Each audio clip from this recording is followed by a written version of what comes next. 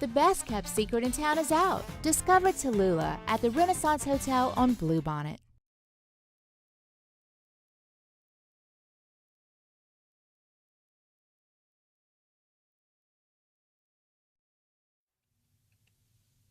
This is SportsCenter.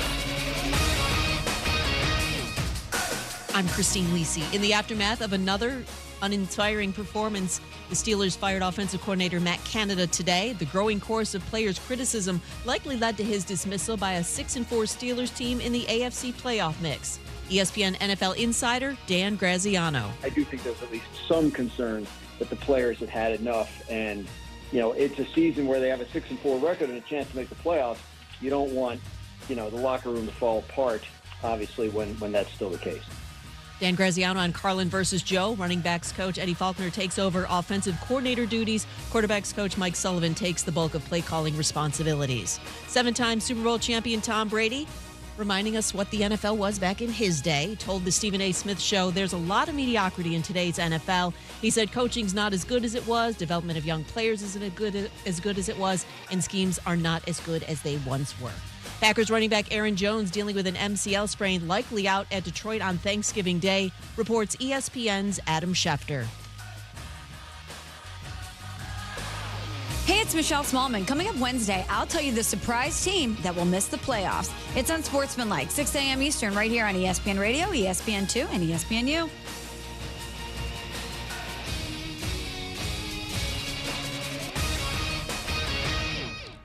Matt Moscona. I'm very important. After further review. Say it one more time. After further review with Matt Moscona. And here we go. Live from the Mercedes-Benz of Baton Rouge Studios. That's right.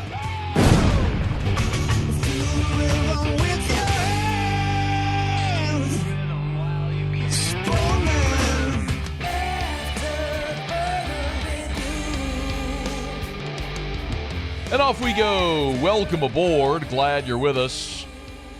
It's AFR powered by Sunshine, your hometown John Deere dealer in Louisiana. I'm Matt. You're a loser, Matt! Hey, shut up, kid. Paul O'Neill. They're chanting Paul O'Neill's name.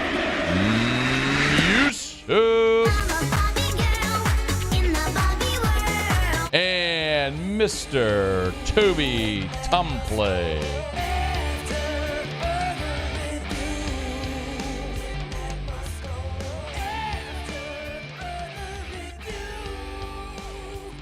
All right, we're here. Glad you are as well. Get out there and make it a good one. Marvin, Harrison, or Malik Nabers, an interesting conversation we'll get into here shortly. Shea Dixon 1 hour from right now. Sean Salisbury in hour number 3. But let us begin as we do every single day. It's time to pop the top on another edition of AFR with Bud Light. Drink easy. Okay, we actually will begin the show today with a little bit of breaking news. This per our friend Brooke Kirchhoffer from New Orleans.football, who just a bit ago tweeted, this isn't working for some reason. I'll need you to do it. Saints wide receiver Michael Thomas going to IR per source. So if you remember here on Monday when Dennis Allen met with reporters, he was asked point blank by Mike Triplett of New Orleans.football if there were a chance that, just listen. Do you anticipate IR as a possibility? Yeah, I don't know. We'll see. I don't know. We'll see. That's what Dennis Allen said when Mike Triplett asked if IR were a possibility for Mike Thomas with the knee injury suffered against the Minnesota Vikings, which initially was thought to not be very serious. Obviously, coming off of the bye, Michael Thomas still not feeling well enough to go give it a go. And now, according to Brooke Kirchhoffer, Michael Thomas, Saints wide receivers, heading to IR. I don't want to do the whole low-hanging fruit, easy game of, Mike Thomas is injured again, but it's hard not to. I mean, whenever we were looking at Michael Thomas before this season and trying to make projections on what this season might look like for Michael Thomas, I think there was a consensus among all of us, which was, I'd love to project a great season for Michael Thomas. And if he's healthy, of course, I think he could still be one of the best receivers in the league. And, my projection for him was, I don't need you to have the type of season you did in 2018 when you had the best individual receiving season in the history of the NFL. I just need you to look like you did when you were a rookie, and that would be plenty if we could get that type of production from Michael Thomas. As a rookie, he had 92 catches for 1,100 yards and 9 scores. Behind Chris Olave as a legit number 2, that would be a great season for Michael Thomas. But here you are now. You're 10 games in, 64 catches for 448, just 1 touchdown, not nearly pacing toward those numbers, but now on IR and will certainly miss the next 4 games.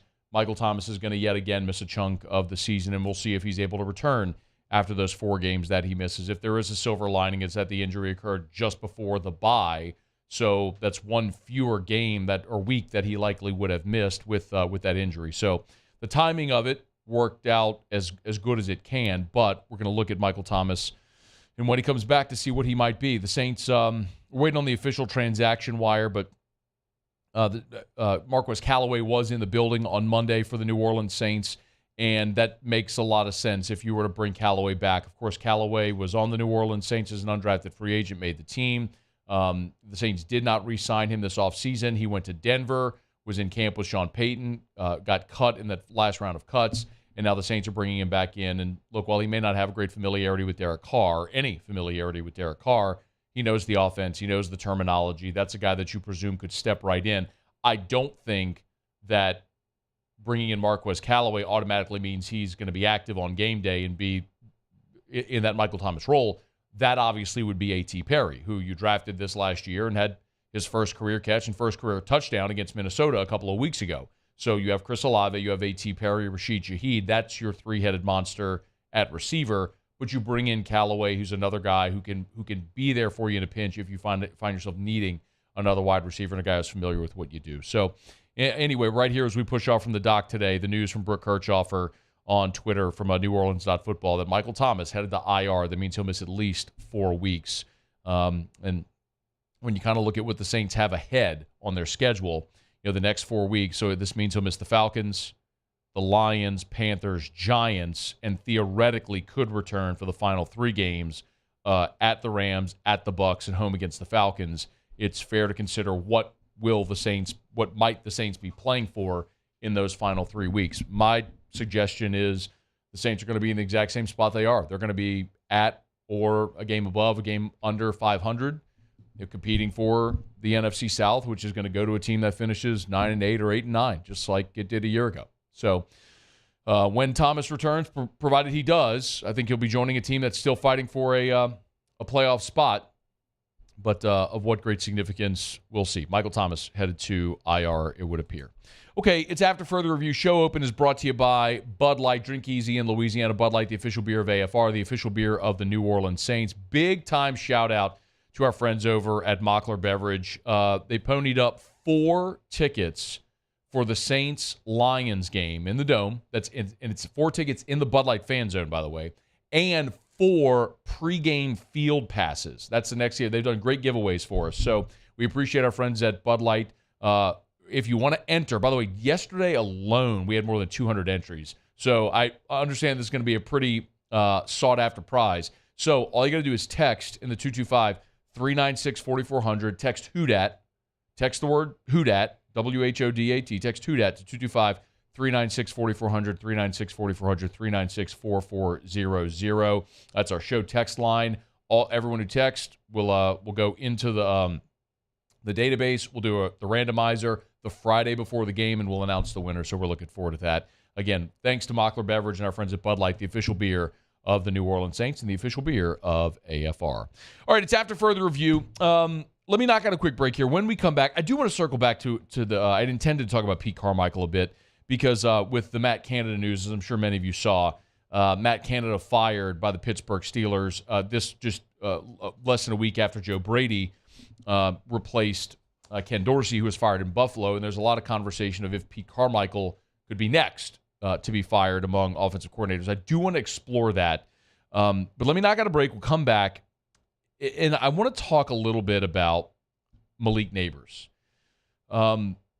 and we did this a bit a week ago, but all the conversation obviously has been around Jane Daniels, and rightfully so. But Malik Nabers is leading the nation in receiving yards and is a very, very real threat to win the Blitnikoff Award, although I don't think he will.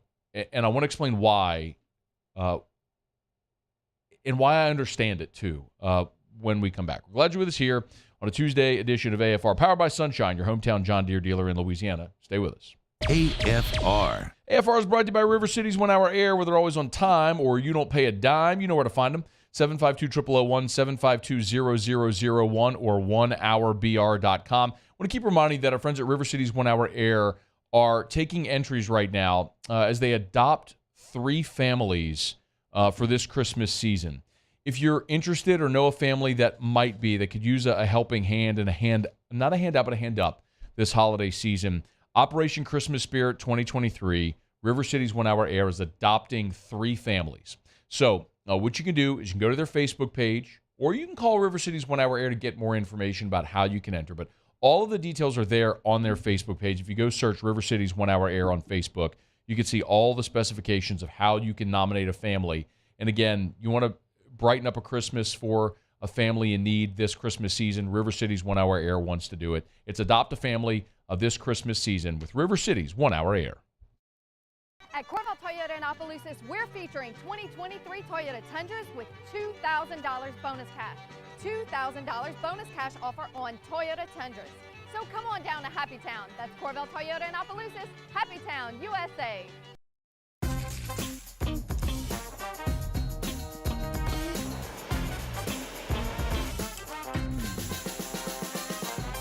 The best kept secret in town is out. Discover Tallulah at the Renaissance Hotel on Bluebonnet.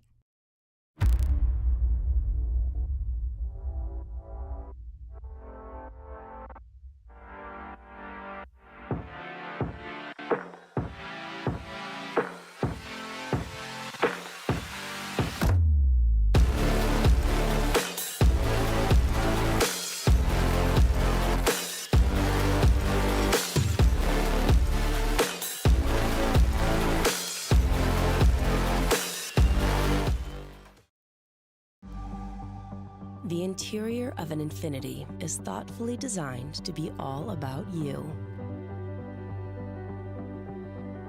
And by you, we mean every version of you. Because there's luxury you can feel, and there's luxury that lets you feel. Infinitely you. Experience luxury like never before with Infiniti Premium Care, included with the 2023 QX80 at your local retailer. I've been doing business with Luba for 25 years. They're dependable, trustworthy. It's just the attention to detail with our clients. Our folks have years and years of experience. They're highly trained professionals, but many companies have that asset. What I'd like to think makes Luba a bit different is that we use those talents in a way that truly is dedicated to serving the needs of the folks who depend on us. Dylan Cruz here to tell you about Six Rings Baseball and Softball Camp. If you live on the North Shore and play ball, go to Six Rings Camps with former LSU assistant coach Dan Canaveri. His knowledge is second to none, and your child will improve and have fun doing it. Camps are held at Coquille Park and Six Rings Academy in Covington with 4 sessions over the summer. Full day and morning only sessions are available from ages 7 to 13. Go to sixringsbaseball.com or call 985-206-9096. Learn the game to love the game. Running Boards Marketing can help you get their attention. Imagine your brand's message on a giant LED billboard truck that can't be skipped and is nearly impossible to ignore. Running Boards Marketing is the leader in effective and affordable advertising on digital mobile billboards, which are 2 times more effective than traditional billboards. With a 97% recall rate, you'll leave a lasting impression with your customers.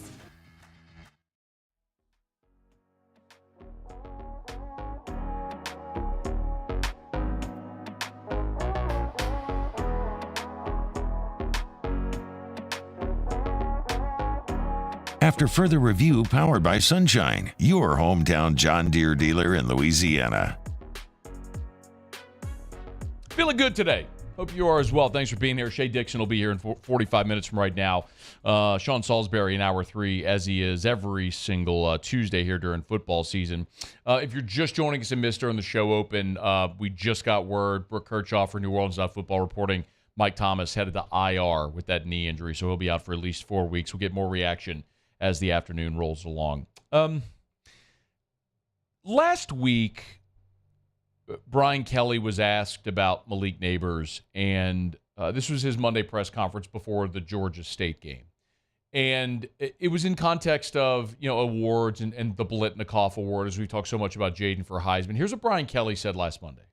I think he's the best wide receiver in the country, and I'm sure that Coach Day is going to say that his guy is the best, and I totally understand that. But Malik Nabers, in terms of what he does on jet sweeps, what he does in terms of yards after the catch, catching the ball down the field, I think he is multi-dimensional in what he does, leading the country in receiving yards.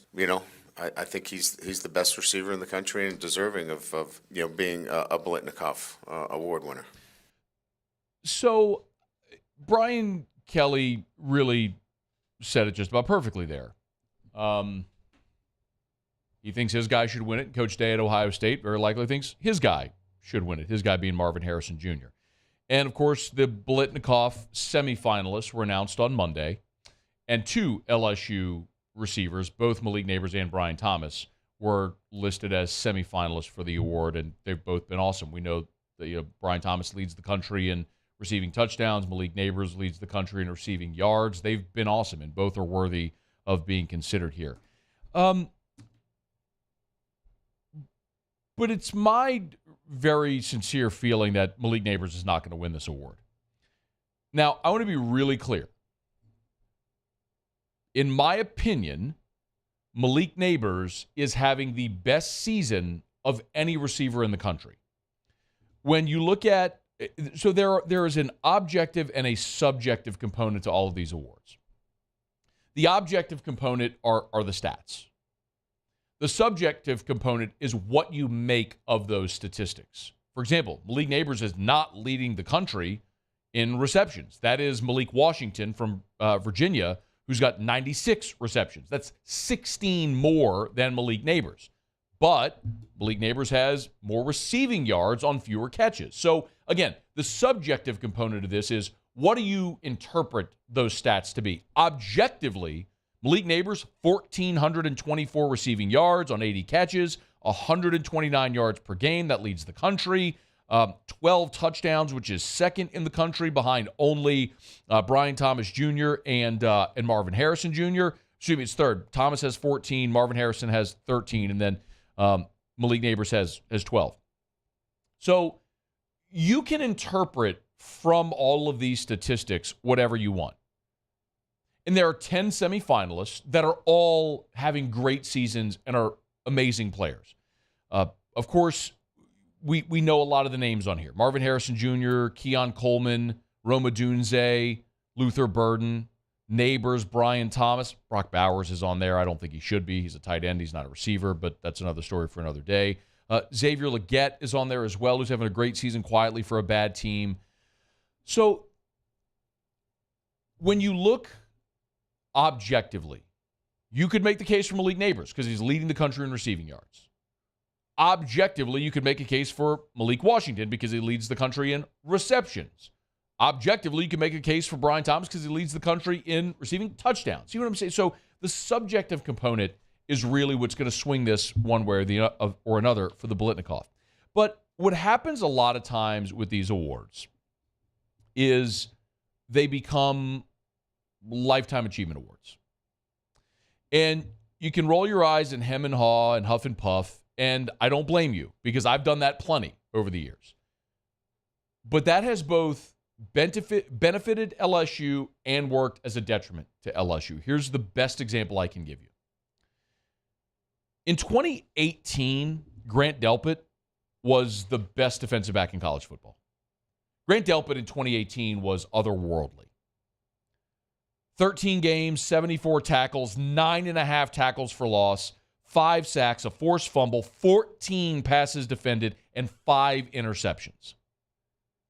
Grant Delpit in 2018 did not win the Thorpe Award. DeAndre Baker from Georgia did.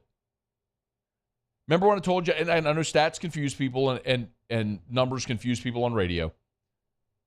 Grant Delpit had 74 tackles. DeAndre Baker had 40. Nearly doubled him in tackles. Grant Delpit had 9.5 tackles for loss. DeAndre Baker had 2. Grant Delpit had 5 sacks in 2018. DeAndre Baker had goose egg, 0. Each player had a forced fumble. Delpit had 14 passes defensed, where Baker had 12. Grant Delpit had 5 interceptions. Baker had 2. Grant Delpit had an otherworldly season in 2018. He was the best defensive back. I would argue in 2018, Grant Delpit was actually the best defensive player in all of college football. But DeAndre Baker won the award because DeAndre Baker was a household name at that point. In 2019, Grant Delpit's numbers all took a step back, and Grant Delpit played much of the 2019 season limited due to injury. Now, he only missed 1 game that year, but he was on a national championship team, and after the amazing 2018 season that he had, he carried that notoriety into 2019, and of course, as you know, Grant Delpit in 2019 won the Thorpe Award, despite having fewer tackles, about literally half as many tackles for loss, just 2 sacks where he had 5 the year before, 9 passes defended where he had 14 the year before, 2 interceptions where he had 5 the year before. Grant Delpit was a lesser player in 2019 than he was in 2018, but he won the Thorpe. So my point is, this has happened plenty of times with these awards, and there's times where it's benefited LSU, like it did Grant Delpit in 2019. And I sat here and I praised Grant Delpit as the Thorpe Award winner, and he should have won it in 2018, but I was glad he won it in 2019. So it would be hypocritical of me today to bemoan Marvin Harrison being the front runner for this award when I know and you know that Malik Nabers is having the best season of any wide receiver in college football this year. That is objective fact, and it is my subjective opinion. However, Marvin Harrison a year ago had 77 catches and 1,200 yards and 14 touchdowns, and he was awesome. And came back this season, and instead of catching passes from a guy that's going to win NFL Rookie of the Year and C.J. Stroud, he's catching passes from Kyle McCord, and the offense hasn't exactly been churning, but he's still a 1,000-yard receiver on an offense that isn't very good. Jackson Smith and Jigba's in the NFL. Your quarterback isn't what you had a year ago. Everybody's gunning for you, and he's still a 1,000-yard receiver with 13 touchdowns. Marvin Harrison is a great player. Every mock draft has him as the number 1 receiver and the first receiver off the board. He's a great player, and he's probably going to win the Blitnikoff on reputation, not on the job he's done this year. He's having a very good year. It's not as good a season as Malik Nabers is having, but Grant Delpit won the Thorpe in 2019 when that wasn't as good a year as the one he had before, when he got hosed, and they gave it to DeAndre Baker, who was certainly not worthy in 2018, but he won a career Lifetime Achievement Award. I think that's what's going to happen here, unfortunately, for Malik Nabers, whereas he's the best receiver in the country this year, and he is worthy of winning that award this year, but he's probably not going to win the award because the guy who is going to win a Lifetime Achievement Award, which we see happen very often, both for and against LSU players when it comes to these national awards. Now, if there is a consolation prize for Malik Nabers, it's going to be a pretty heavy one too. ESPN.com, their collection of draft analysts debated the top 10 picks. It's a piece up at ESPN.com if you want to go read it. And they got the New York Jets projected with the 10th pick in the draft. So it's Field Yates and it's Miller and Reed and all those guys who are just having like a back and forth in text about who should be the pick for each team picking top 10. And they're projecting the Jets to pick 10th overall. And if you scroll down, they've got Malik Nabers going 10th overall to the New York Jets. By the way, slot value, the projected slot value for the 10th pick in this year's draft is $21.1 million with a signing bonus of $12.3 million. Yeah, I want Malik Nabers to win the Biletnikoff. He's worthy. He's the best receiver in the country. He's probably not going to win it. But that would be a pretty nice consolation prize. $21 million contract and a $12 million signing bonus. Either way, Malik Nabers is having an awesome year. He'll be all SEC. He should have a lot of All-American honors as well. And he's going to be a very rich man here in a few months. So great season for Malik Nabers. We'll see how it all plays out with award season right around the bend. All right, it's After Further Review. We're brought to you by Michelli Weighing and Measurement. Michelli.com, Michelli.com. Y'all get to the website, Michelli.com. Tell you all the time, if you weigh or measure something, Michelli sells, services, rents the products you use to weigh and measure. There's just nobody better. They've been doing it for 76 years. Coming up on year 77. It's incredible. Love being able to tell you every day about Michelli Weighing and Measurement. Share the good story about a brand that's been around and grown, a locally owned and operated company that's expanded from sea to shining sea, from Florida all the way to California, Oregon, Texas, Louisiana, points in between. It's Michelli Weighing and Measurement. If you weigh or measure something, they sell, service, rent the products you use to weigh and measure. At Michelli, they say, we show the world what measurement can do. That's Michelli Weighing and Measurement, Michelli.com, Michelli.com. All right, y'all, thanks for being here with us. We will get to the Matt Canada news. If you missed it, Matt Canada, former LSU OC, was fired by the Pittsburgh Steelers today. That less than a week after the Buffalo Bills made a change at OC, firing Ken Dorsey and promoting Joe Brady. Could Pete Carmichael be next? I'm going to get to that. When we come back, we'll go around the SEC, and also we'll let you hear from Kim Balke. I know there's so many of you that are interested in this Angel Reese story, which is I'm going to say interesting. It's perplexing, and I know it's generating a lot of interest, mostly because of the ambiguity. But we'll let you hear what Kim Balke had to say after the LSU women played last night and won, and they were without Angel Reese for the second consecutive game. Okay, it's After Further Review. We'll continue here. Stick around. AFR. Get Gordon and get it done. Gordon McKernan Injury Attorneys. We're glad to have you aboard with us here, and we're glad every day to tell you about Gordon McKernan Injury Attorneys, because Gordon not only has represented injured people in our state for more than 30 years, but Gordon also loves to give back. That's why he's got Gordon Gives, which is the charitable arm of Gordon McKernan Injury Attorneys. And right now is the entry period for the Gordon Gives bike giveaway. Every year around Christmas, Gordon, as sort of an homage to his fondest Christmas memory, getting a shiny red bike on Christmas morning, Gordon gives away bikes to young children around our state who are less fortunate, wants to brighten up their Christmas. And this year, he's giving away a record 488 bicycles on Christmas. To enter to win, go to GordonGives.com. Again, GordonGives.com. And this is statewide. Alexandria, Lafayette, Lake Charles, Monroe, Shreveport. Your deadline is November 30th. Baton Rouge and Hammond, your deadline is December 7th. So go to GordonGives.com. The Windsor Senior Living Community in Mandeville, Louisiana is a beautiful, vibrant apartment community geared towards seniors. They are nestled right in the heart of Mandeville, where seniors live a more carefree lifestyle in spacious apartments with the peace of mind that comes from having a little extra help. Call the Windsor at 985-624-8040 to schedule a lunch and tour. Come see how the Windsor can be your passport to peace of mind.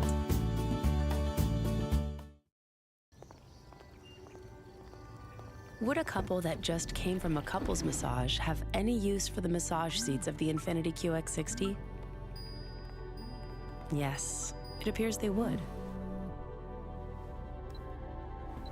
With driver and passenger massage seats, mute all your notifications and feel infinitely you.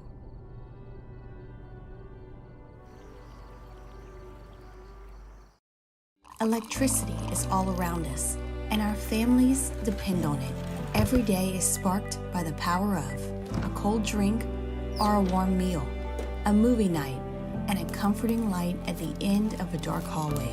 From sunrise to sunset, playtime to bedtime, our team is ready to take care of your electrical needs. Even in the case of an after-hours emergency, the light in your life shines brighter with Mr. Electric.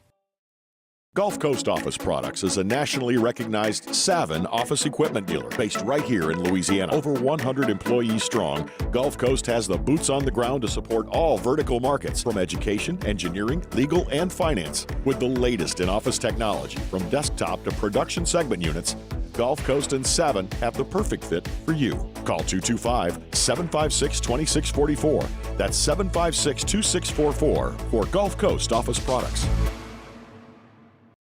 Dylan Cruz here to tell you about Six Rings Baseball and Softball Camp. If you live on the North Shore and play ball, go to Six Rings Camps with former LSU assistant coach Dan Canaveri. His knowledge is second to none, and your child will improve and have fun doing it. Camps were held at Coquille Park and Six Rings Academy in Covington with 4 sessions over the summer. Full day and morning only sessions are available from ages 7 to 13. Go to sixringsbaseball.com or call 985-206-9096. Learn the game to love the game. Running Boards Marketing can help you get their attention. Imagine your brand's message on a giant LED billboard truck that can't be skipped and is nearly impossible to ignore. Running Boards Marketing is the leader in effective and affordable advertising on digital mobile billboards, which are 2 times more effective than traditional billboards. With a 97% recall rate, you'll leave a lasting impression with your customers.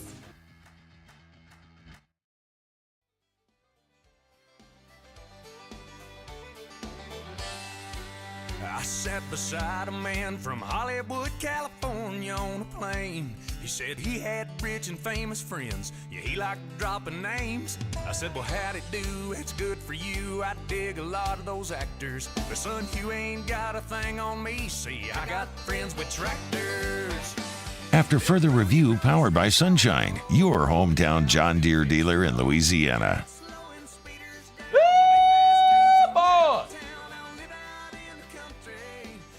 Harvest is going on, y'all. Shout out to all the farmers. I know there's plenty of you listening. Got his Bluetooth in that tractor from John Deere. Sunshine, your hometown John Deere dealer in Louisiana. Doing it right. Bunkie and below.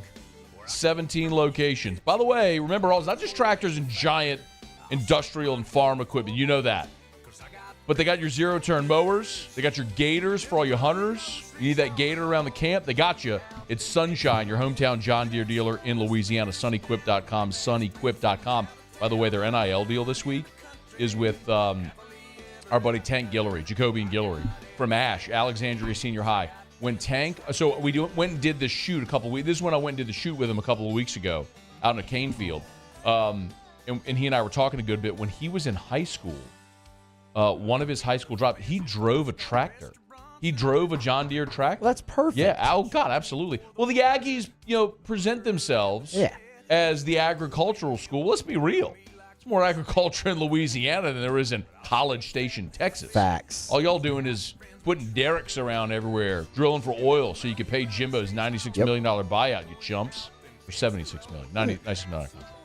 LSU's an agricultural school, too. You're damn right we are. We just don't blast it because everybody already knows. That's right. Thank you, Matt the Good Ag. Matt the Good Ag. That'll be all. That's Hunt the Good Ag, friend. They're still talking about that over there. I wish LSU had won the game last year, obviously. But getting Hunt the Good Ag, that bit is just one of the funniest things. I'm glad we did. It'll live forever.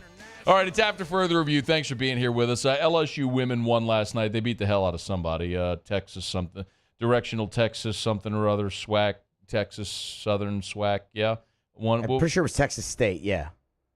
Yeah, Texas. Nope. Texas Southern. Texas Southern. Wrong again, Muse. Hey, look, if you're going to do this job, you need to be accurate. Don't just go yelling stuff if you're not sure of the answer. 106-47 was the final. Neato gang. Anyway, Angel Reese, the final of the game wasn't even the story. The story was Angel Reese wasn't there again. After the game, Kim Mulkey again was asked about Angel Reese. She was a little more tempered through this beautiful smile of hers. Talked about why she's not saying a darn thing about Kim Mulkey or about Angel Reese. Here it is.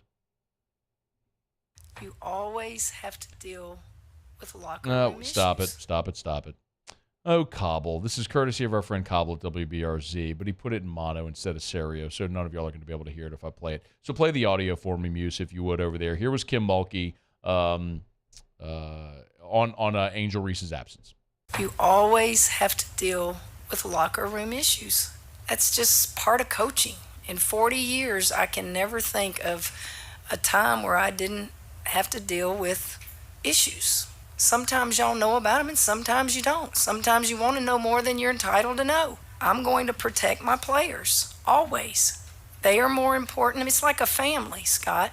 Let me ask you this. If you do some disciplining of your own children, do you think we're entitled to know that? That's a family in that locker room. Those kids are like my children, and I'm not going to tell you what you don't need to know. That's fine. Like, I am fully aware that coaches don't always tell us everything. That's okay. But first of all, like, comparing, I guess I would assume that was Scott Rabelais, but comparing the discipline that Scott Rabelais would have with his children in his home as opposed to a public institution and a very public-facing basketball team is very different. That's not apples to apples. But I also think that the more Kim Mulkey talks in an ambiguous manner, the more curiosity this is going to raise. Every time she does a minute and a half long answer about why she's not going to tell us anything, it just raises more questions about what she's hiding. So it would be easy to just say, it's an internal matter, we're handling it, we expect Angel will be back with us soon. Like, that would be sufficient. And then the next time she's out there, she's asked about it one time, and then you move on. So I don't know. I just feel like, listen, Kim Mulkey's a Hall of Famer in every Hall of Fame. She's already won a national title here, and she's going to win more. She might win another one this year. I mean, I think they're the best, most talented team in the country, and we'll see that manifest as the year goes along. They'll gel and get better and better and better. But I really think that there's a better way to handle this publicly, which is to give a 5-second answer that it's an internal matter. We'll handle it, and we'll look forward to having Angel back with us soon. Like, that is sufficient. A minute and a half answer every time you're asked about it, about why you're not going to answer it, just belabors the point in the issue. So anyway, they're going. The women's basketball team is headed to. They going to the Caymans? Where are they going? They're going to the Cayman Islands. Yes, Yeah, that I'm positive of. They're going to the Caymans. They'll play. I think they play Friday and Saturday. I'm trying to find the schedule. Here it is. They play Niagara and Virginia Friday and Saturday, back-to-back games there in the Caymans. So enjoy some beautiful weather. Hopefully the salinity of the ocean and the beautiful weather there in the Caymans helps clear up Coach's sinus. She got a little sinus thing going on. She does. Yeah, I was just going to say, hopefully they have that the game clock fixed in the Caymans as well. But, yeah, also the sinuses for Coach Mulkey. That's where, did we determine LSU got hosed on that? Or because the review was actually the correct thing. Because they didn't start the game clock. So for those that don't remember, it was last year. The men's basketball team was there. They didn't start the game clock. So LSU made what would have been a game tying or game winning layup. Game winning layup. Or was it tying? Tying that would have sent us over. Whatever it was. But, yeah. But they didn't start the game clock. So was it Trey Hannibal? It was Trey Hannibal, I'm pretty sure. Who was taking the ball up the floor, and he's looking at the clock on the goal and thinks he has enough time, and he gets it off, but the officials hadn't started the game clock. And so by rule, you actually go back and review it, and you should guess how much time would have come off the clock. So they determined he wouldn't have gotten it off. Well, of course not. He was looking at a clock that was erroneous by your error. But anyway, yeah, the clock wasn't broken, Muse. It was an idiot official who screwed up and didn't start the game clock, and so LSU got screwed in that game. Hopefully that guy's not there this year. Yeah, I want that guy to not be there. That's what it is. What a dumb rule, too. Pretty bad. Yeah, that's a really bad rule. Okay, it's After Further Review. We're brought to you by Relief Windows and ReliefWindows.com. Energy-efficient replacement windows, beautiful entry doors, hardy plank and vinyl siding. They do it all at Relief Windows and ReliefWindows.com. Windows, door siding, and shutters. Custom shutters for your home. If you're going to get custom windows from Relief Windows, you might as well get your custom shutters at Relief Windows as well. They do it all. They measure twice to install once. They got wood windows that come with a lifetime warranty. Let me say that again.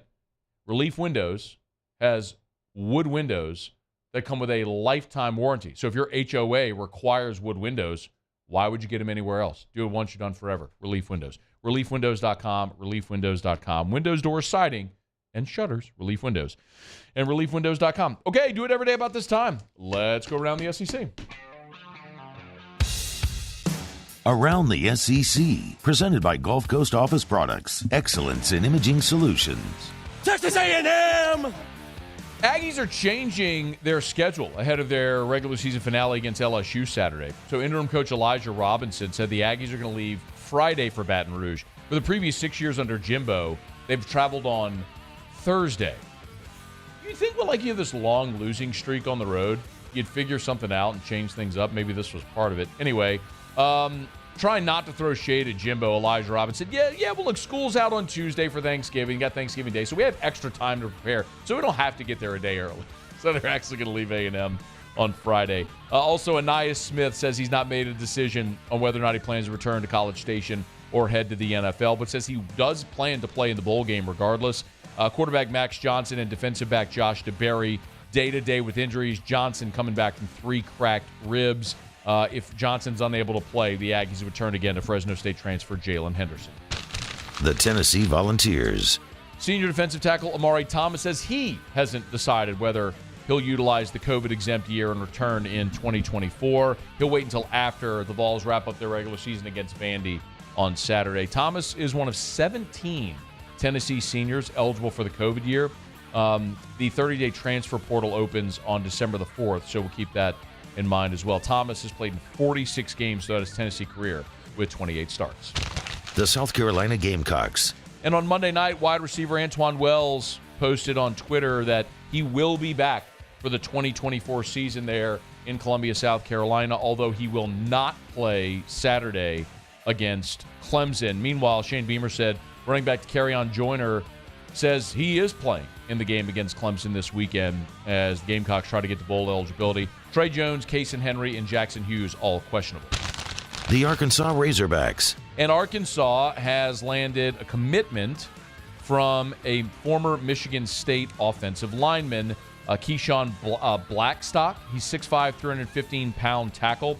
He's expected to enroll at the midterm and have 2 years of eligibility remaining there with the Razorbacks. He was the number 1 interior offensive lineman among JUCO players, and offers from NC State, Texas Tech, Nebraska, Ole Miss, Pittsburgh, Virginia Tech, Penn State, others. So a lot of offers there. Blackstock entered the transfer portal after Mel Tucker's firing back in October. And on the hardwood, a couple of games last night, a couple of games tonight. 7th-ranked Tennessee beat Syracuse at the Maui Invitational in Honolulu, 73-56. And Kentucky at home at Rupp Arena needed overtime to outlast St. Joseph's 96-88. A couple of games tonight on the hardwood in the conference. Auburn is at Auburn Arena against Alabama A&M at 7 Central on the SEC Network. And Tennessee will face Purdue. It's a top 10 matchup. 7th-ranked Tennessee against 2nd-ranked Purdue at the Maui Invitational.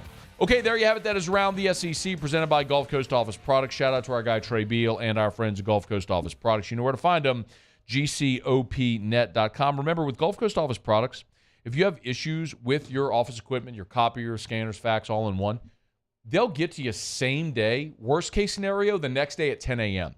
You need to be efficient. You need Gulf Coast Office Products. You need the best. They sell the Savin line, but they will service all makes and models. It's Gulf Coast Office Products. GCOPnet.com, GCOPnet.com for Gulf Coast Office Products. All right, y'all, it's after further review. We'll get some LSU bowl projections here in just a quick second. Pels won last night. How about it on the hardwood? Pels, not only did they win, Pels blew the doors off of the Sacramento Kings last night. So you know what that means. It means, give me Graf! Give me Graf! Muse, give me Graf! Catch it, but he runs it down in the near corner. And he's going to go into the lane, kick it to Herb. Extra pass, Ingram. Right wing through. Yes! Oh, Brandon Xavier Ingram with the X's all over the place. Yeah, you're right. B.I. Do you think, Graf, give me my Christmas music, by the way, as well. Shame on you for not having a Christmas rotator ready already, Muse. Is the reason you don't have a Christmas rotator ready is you're planning for your date? No. It's not like we don't do this all the time during basketball season. I know. The rotator's a little bit more difficult on wide orbit, so I'm still trying to kind of Oh, yeah, no, sure. All I hear is excuses. Paulie, what do you hear over there? You just hear excuses? Those are excuses. Just nothing but excuses all the time from you, Muse. You got any more Graf, or do I have to wait 15 seconds? I got more Graf. Do you have to wait? Do you have to ask for it, or can you hit it? It always is better when you yell, give me Do you have to Graf. fill for 15 seconds You don't again? have to fill, but it's better when you... Herb, right corner, Hawkins saves it on the baseline. Down low, Najee, extra pass, Ingram. Left corner, 3. Yeah, you right, times 5! He's such a beauty. Do you think Do you think he's dropping "Yeah, you rights" now just because of this show? I don't even think I need to ask that question. Hey, Graf, I know you're listening right now. Text me. Are you intentionally dropping "Yeah, you rights"? Yeah, you right! Just because of this show? I mean, I would love to think that we have influenced the Pelicans radio broadcast in such a manner, which is only heightening the Pelicans radio broadcast experience this Christmas season.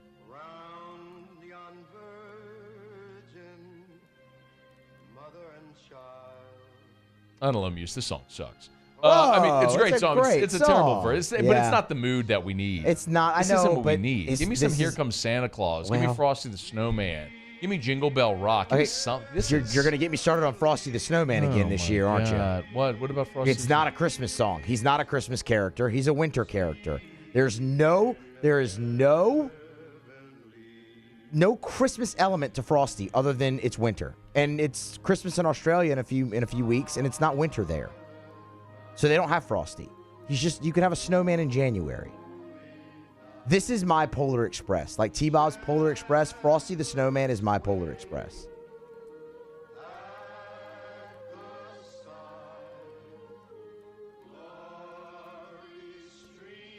Oh my God! Such a good song, this one here. Muse just threw a wet blanket on the bit and killed all the energy. So let's just go to break, and we'll come back and wrap up hour number 1 next. Muse. AFR. What a bit killer. I'll tell you what. We're brought to you by Pluckers. You want to get the energy back? Go to Pluckers. Some award-winning jumbo chicken wings, ice cold draft beer, full-service bar, sports on TV, sports trivia every Tuesday, hosted by our friend Hunt Palmer there at the Nicholson location. That's Nicholson, just south of campus. Bluebonnet, right in front of the mall, Louisiana, of course, is the other location. Hey, you got 2 college football games tonight. Maction is coming down the home stretch. Is Yellow? Let me check to make sure. I'm not sure if Yellow Teeth is tonight or tomorrow. Let me see. Wait, hang on. I'm checking. I had it up a minute ago. Bowling Green against Western Michigan and Eastern Michigan against Buffalo. So it'll have to wait. Yellow Teeth will wait till tomorrow. But you got Maction. You want to watch it tonight? You want to watch a full slate of NBA games, the NHL? You want to bet on all of it? You want to watch it all in one place? You get by Pluckers. Nicholson, just south of campus. Bluebonnet, right in front of the Mall of Louisiana. Dine in, carry out, or deliver. Remember at Pluckers, if you don't like our wings, we'll give you the bird. There it is, the extra mile. On the border of expected and extraordinary. For those willing to go further. Like vans customized for work or play. With safety and tech to keep you connected. Supported by a 5-star sales, service, and finance team. And backed by the 1-star you know. So go the extra mile. It's never crowded because so few have what it takes to go there. Mercedes-Benz Vans. I've been doing business with Luba for 25 years. They're dependable, trustworthy. It's just the attention to detail with our clients. Our folks have years and years of experience. They're highly trained professionals, but many companies have that asset.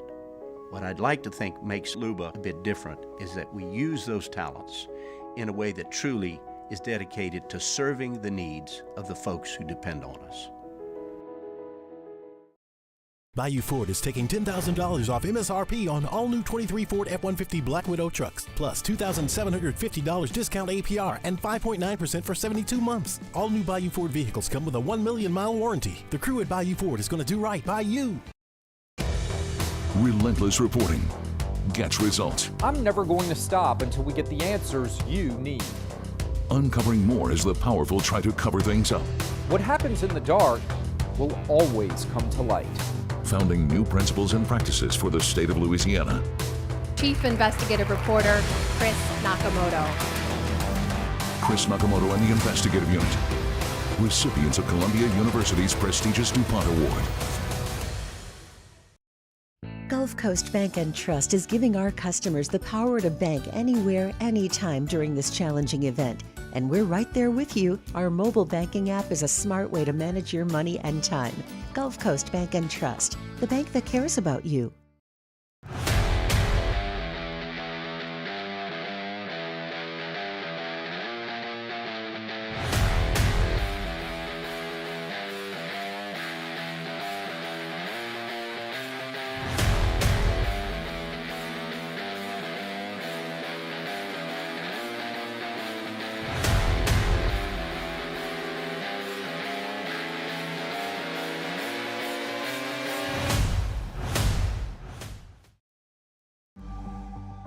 The interior of an Infiniti is thoughtfully designed to be all about you. And by you, we mean every version of you. Because there's luxury you can feel, and there's luxury that lets you feel. Infinitely you. Experience luxury like never.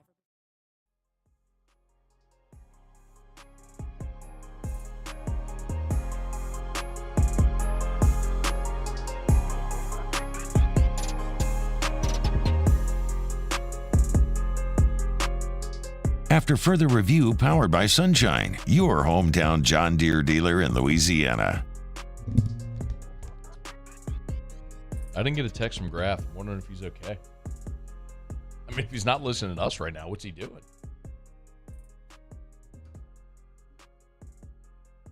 All right, it's after further review. Don't worry about it. It wasn't rhetorical, but that's okay. I'm just trying to engage in some banter views. Don't worry about it. I was pulling something up. I'm sorry. No, don't worry about it. Don't worry about it. You're good. Stay over there. All right, it's after further review. We're glad you're hanging out. Shea Dixon in 10 minutes from right now. Final regular season game for LSU. And so it'll be the final opportunity for a game on campus before the early signing period begins. And we'll talk about that from recruiting perspective with Shea. We appreciate Shea for joining us here on Tuesdays. And we'll talk to Feinswog in about, about 25 minutes from right now. Talk some basketball. He'll probably work in a volleyball reference. Not probably will work in a volleyball reference. And we'll talk some beer as well. All right, it's after further review. We're glad to have you hanging out with us here. One of the things we are kind of keeping an eye on is what bowl scenarios are out there for LSU. Do you have some bowl music for me, Muse? Like maybe the Tony the Tiger Sun Bowl theme music? No. I went with the SEC on CBS. Old Faithful, the classic. I don't know. It sounds like I hear this theme at the Army-Navy every year. I think it's the Army-Navy music. I think that's just your ears playing tricks on you there, Scone. I don't think it is. Might want to look into that. Nope, don't think it is. I think that's pretty much what I hear every year. Well, the good news is... Hey, you know what I'm going to watch on Friday, Muse?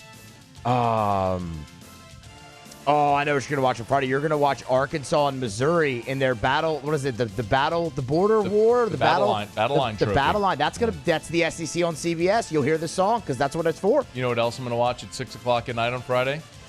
New Mexico State against Liberty. Oh, cool. They're playing on ESPN? No, they're playing on CBS Sports Network. So you know what I'm going to hear? This song, because it's the CBS college football theme. And so when I'm watching New Mexico State and Liberty, I'm going to hear this stupid song. That's what I'm going to hear. Because it's the CBS college football theme, which also applies to the SEC on CBS. And next year will apply to the Big Ten on CBS. It's the SEC on CBS theme. You type that in on like Google or YouTube, and it comes to this song because it's the you know, SEC you on type CBS in the theme. CBS college football theme, and you know what's going to come up?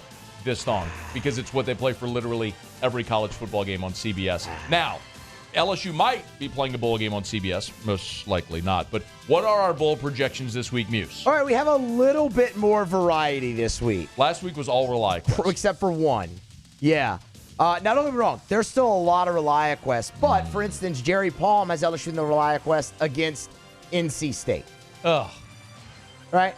Kyle Bonagora has LSU in the ReliaQuest Bowl against Wisconsin. Ugh. There's your handful of Notre Dames in the ReliaQuest Bowl. Mark Schleybaugh, Brad Crawford, Brett McMurphy. But Bill Bender, LSU in the Citrus Bowl versus Iowa. Ugh. And the one I'm personally rooting for, college football news. LSU. Futek? It was like the hodgepodge of all of them. It wasn't just Pete Futek. Okay. Yeah, it was a bunch of their writers.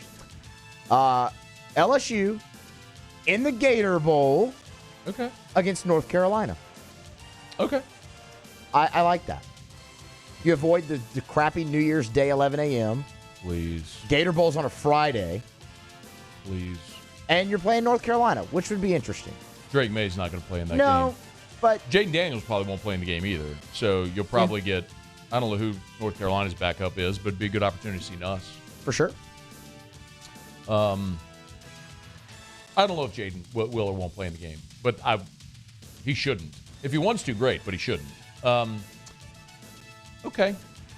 If you're an LSU fan looking at other bowl scenarios or possibilities, I've been asked a lot, like, how could LSU get into the New Year's Six?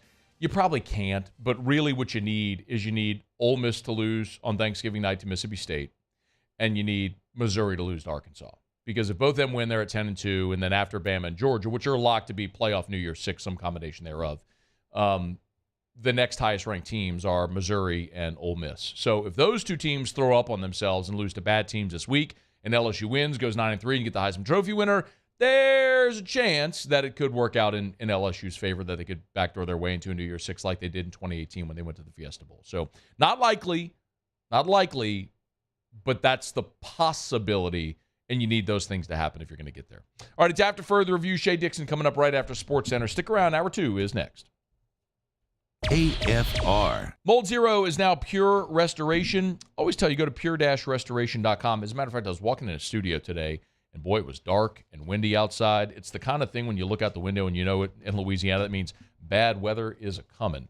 And whenever it rains, a lot of times if you got, leaks in your roof or whatever it may be, you get water intrusion in your home, your building, that's how mold starts to create and grow. Pure Restoration can help. Pure-restoration.com. Remember, Mold Zero, that patented non-toxic dry fog treatment, it's now Pure Restoration. Same product, same people, new rebranded name with an expanded menu of services that includes demo and build back if you need it, because they are licensed general contractors. Pure Restoration is faster. They can do in 1 to 2 days what might take traditional remediation companies 1 to 3 weeks. It also saves you money. It's Pure Restoration. They also have a sanitization fogging for schools and other buildings that are good for a year. Check it out at pure-restoration.com. Life in Louisiana is a song. A symphony of sound, colors, and movement. Life is here, now. For life's moments, big and small, always there. The right card, the right care.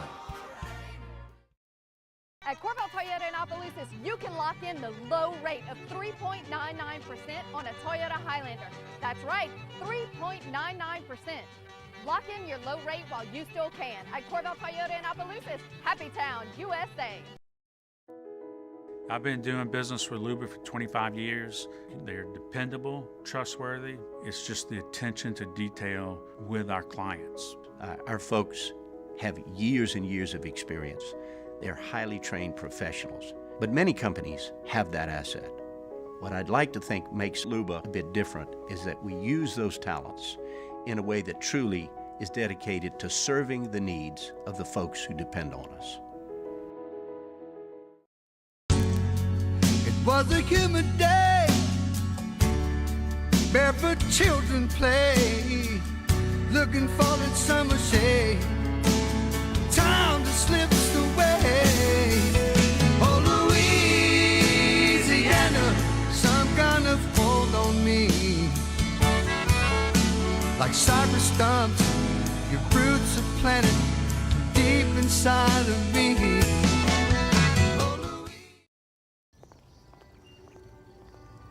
Would a couple that just came from a couples massage have any use for the massage seats of the Infiniti QX60? Yes, it appears they would. With driver and passenger massage seats, mute all your notifications and feel infinitely you.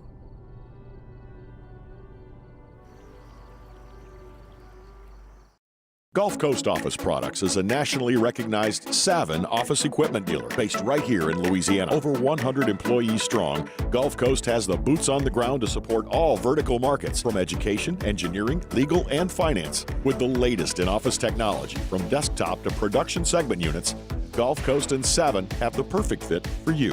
Call 225-756-2644. That's 756-2644 for Gulf Coast Office Products.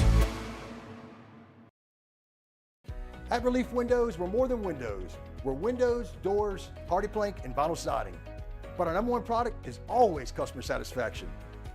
Visit us online at reliefwindows.com.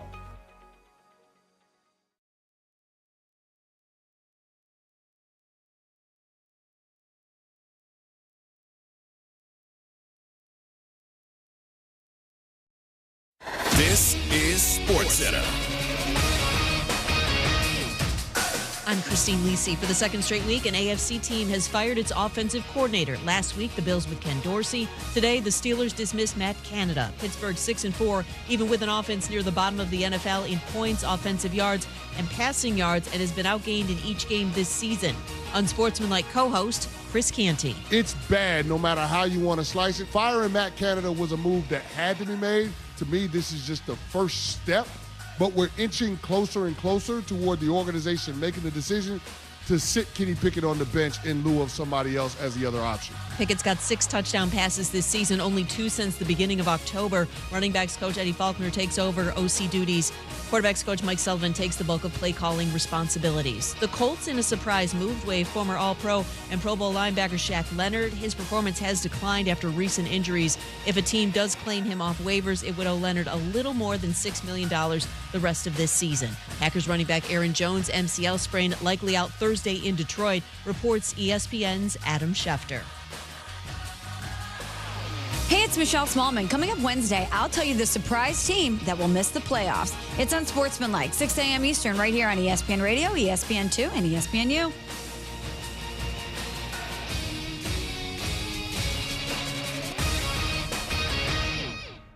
Matt Moscona. I'm very important. After further review. Say it one more time. After further review with Matt Moscona. And here we go. Live from the Mercedes-Benz of Baton Rouge Studios. That's right.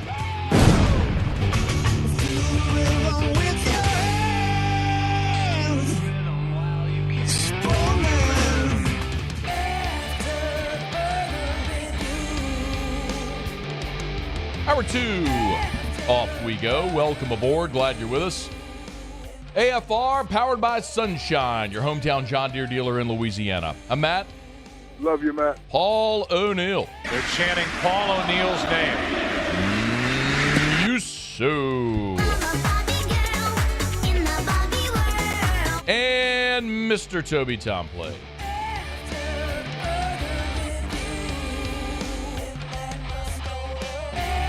All right, we're here. Glad you are as well. Get out there, make it a good one. Sean Salisbury, 1 hour from right now. Tigers will have their final regular season game 4 days from now. So what does that mean in recruiting circles? Our buddy Shea Dixon from On3, the Bengal Tiger, good enough to join us for a couple of minutes. Shady, we appreciate you as always, man. How are you? I'm doing well. Thanks for having me. Of course, man. So, final game, but it's Thanksgiving week. Final home game, of course. How big of a deal is this for recruiting, assuming your last time to get recruits on campus to watch a home game? I think it's twofold or multi-tiered here. I think it's important to get some guys in here at the end. Look, George McIntyre, 2025's number 2 quarterback, right behind Bryce Underwood, will be back for his second game of the season this weekend when he visits. And he's going to have, by the time LSU's home season rolls around next year, he'll already be committed somewhere. So you've even got juniors who are going to come onto campus and maybe make their final game visit before making a decision this off season.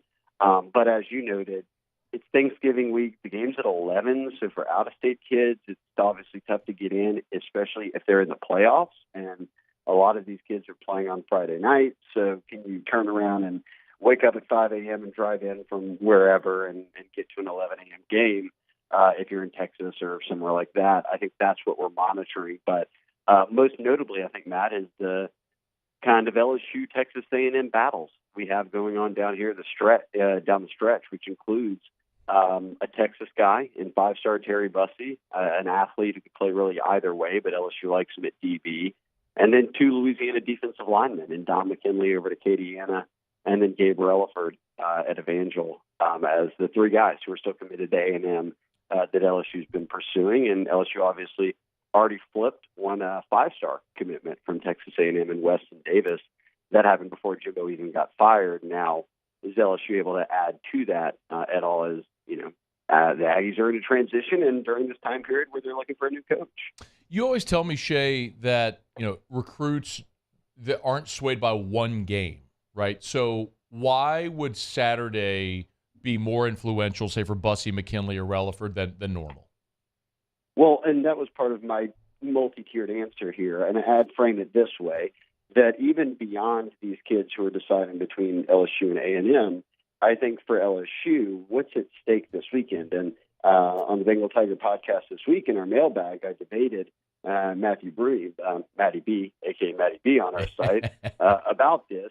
And I may be in the wrong here. I may not be viewing this right. Maybe I need to put it in exact verbiage that matches the point I'm trying to get across. I think for me, this is one of the, if not the, I'll make the argument of the most important game of Brian Kelly's tenure at LSU so far.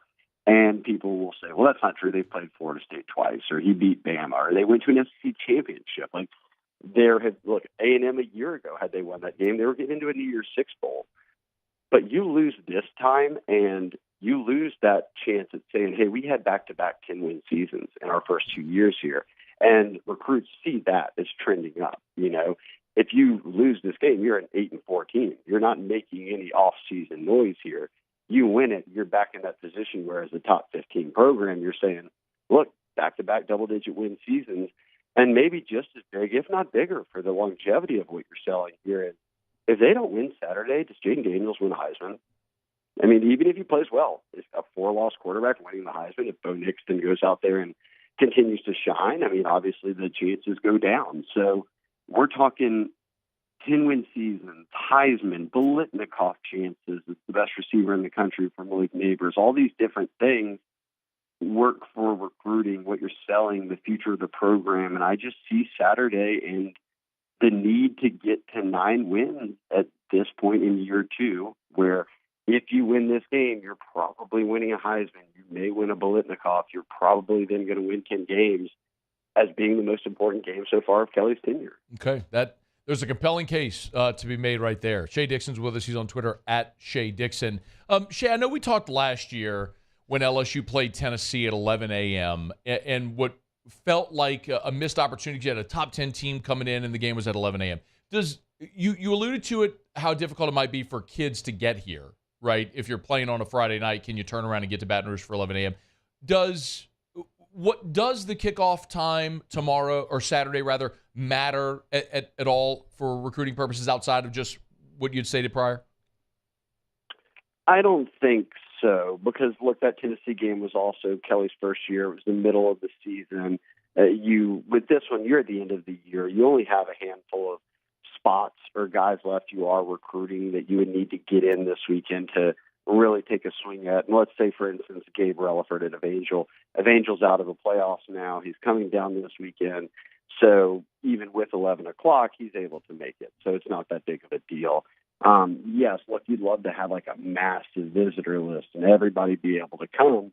And an 11 a.m. kickoff makes that difficult. Do I think that ultimately knocks them and doesn't get them a kid in this class because of it? No, I don't think that's a big worry for me. I think more so than anything, it's just, hey, you have a handful of spots left, and they will have multiple JUCO defensive linemen in this weekend, which are targets for them here down the stretch. So if you've got 25 commits and you want to end up between 25 and 30, I would guess that a handful of those guys that may end up in the class will be there this weekend, regardless of 11 a.m. or 7 p.m. Shea, when you were here last week, we talked about how the next 6 weeks are really big. You'll have 3 big-time commits that'll all make their announcement here, in the next 6 weeks or so. But walk me through the timeline with the transfer portal window opening that first week of December and it being Thanksgiving now. Walk me through the recruiting timeline of what's going to be relevant here over the next 14 days or so.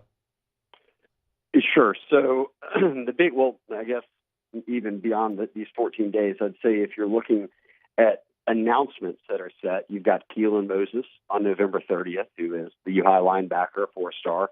You have Harlan Berry, 5-star, number 1 running back in the country out of New Orleans, or out of St. Martin's in Metairie, is December 18th. And then Bryce Underwood, who obviously, we've talked about him a ton, is the number 1 overall prospect in the country for next year and a 5-star quarterback who will announce his decision on January 6th. So we have dates set now for a number of very important players on LSU's board. Now, as you noted, right after the portal opens, I believe that first week after championship games is when the portal will open. So you'll have that 30-day window that people kind of immediately dive into. And I think we'll make it kind of a day-to-day paying attention to what all's happening.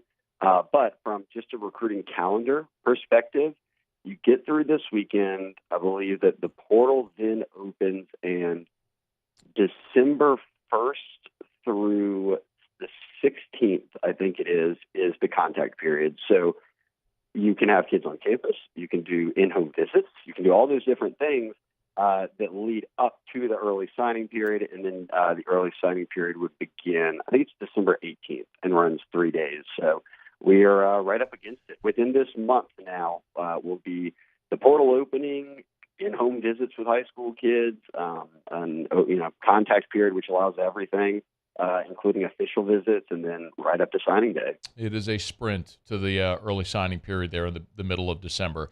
Shea Dixon over at On3, they'll have it all covered. He's on Twitter at Shea Dixon. Make sure you're following him there, and you can get all the stuff there at On3, the Bengal Tiger. Shea, we appreciate you as always, man. Have a great rest of your week. Happy Thanksgiving, man. Yeah, same to you and yours, Matt. Thanks for having me. We appreciate it, as always, the one and only Shea Dixon. It's After Further Review. We're brought to you by South Point Volkswagen. SouthPointVW.com, new and certified pre-owned in Baton Rouge, and online at SouthPointVW.com as we inch closer to the holidays. Maybe this holiday, you're thinking about doing the thing where you get a car and put a big bow on it, on the top, Christmas morning. Well, South Point Volkswagen can help you do that. Remember, Sign and Drive is going on right now. 0 down, 0 due at signing, no first month's payment, no security deposit. You sign your name, and with little else, you're driving away in a brand new vehicle from South Point Volkswagen, Louisiana's largest volume Volkswagen dealer. They got the best inventory. They've got the best people as well, and the best deals. Remember, when you move as much inventory as they do, they can offer you the best deal. It's at South Point Volkswagen. Louisiana's largest volume Volkswagen dealer, it's South Point Volkswagen. What's your direction? All right, y'all. It's After Further Review. As I mentioned, Sean Salisbury coming up in hour number 3, so about 48 minutes from right now. We'll talk to Sean. We look forward to that as always. We'll talk to Feinswog when we come back. And at the bottom of this hour, I want to delve a little bit into the Pete Carmichael question, because last week we saw Ken Dorsey fired in Buffalo. Today, Matt Canada was fired as the offensive coordinator in Pittsburgh. And there's a lot of Saints fans, I think, rightly asking the question, could the Saints make a change with Pete Carmichael here midstream as you're heading into Week 11? And I guess Week 12, but the 11th game. And I think there's merit to the question. And I want to explore it, and we'll do that coming up in about 15 minutes from right now. So don't you move. Stay here. It's AFR. AFR. It's a raving fan shout-out. Presented by Darren James & Associates, brokered by eXp Realty. If you are looking to sell your home, buying or selling, you need the best. You need Darren James. I love sharing all these great reviews from Darren James & Associates, brokered by eXp Realty. Here's one from Brooke, who said, "We began with a different real estate agent trying to find our very first home. After multiple no-shows to showings and no responses, we decided to switch agents. They made this process so easy and fun for us. Able to answer questions for us, responded fast, highly professional, made sure things happening in a timely manner. We are so thankful to have used Darren James. We recommend him so much. Looking forward to working with him again in the future." If you need to sell your home, if you're buying or selling, the bottom line is you need the best. You need Darren James. 335-7666. That's Darren Sell. 335-7666 or agent225.com. Think real estate, think Darren James. Bayou Ford is taking $10,000 off MSRP on all new 23 Ford F-150 Black Widow trucks, plus $2,750 discount APR and 5.9% for 72 months. All new Bayou Ford vehicles come with a 1 million mile warranty. The crew at Bayou Ford is going to do right by you. Gulf Coast Bank and Trust is giving our customers the power to bank anywhere, anytime during this challenging event. And we're right there with you. Our mobile banking app is a smart way to manage your money and time. Gulf Coast Bank and Trust, the bank that cares about you. Running Bart's marketing can help you get their attention. Imagine your brand's message on a giant LED billboard truck that can't be skipped and is nearly impossible to ignore. Running Boards Marketing is the leader in effective and affordable advertising on digital mobile billboards, which are 2 times more effective than traditional billboards. With a 97% recall rate, you'll leave a lasting impression with your customers.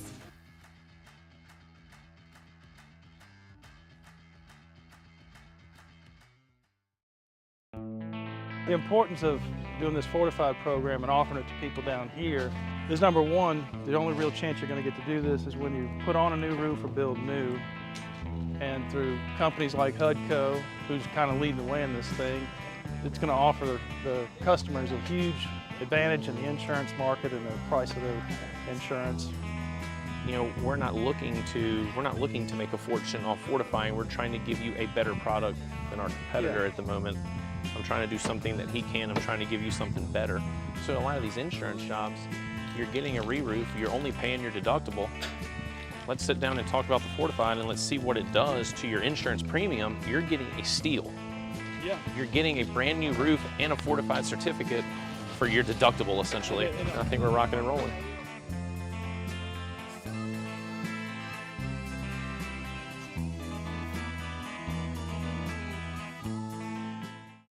Dylan Cruz here to tell you about Six Rings Baseball and Softball Camp. If you live on the North Shore and play ball, go to Six Rings Camps with former LSU assistant coach Dan Canaveri. His knowledge is second to none, and your child will improve and have fun doing it. Camps were held at Coquille Park and Six Rings Academy in Covington with 4 sessions over the summer. Full day and morning only sessions are available from ages 7 to 13. Go to sixringsbaseball.com or call 985-206-9096. Learn the game to love the game.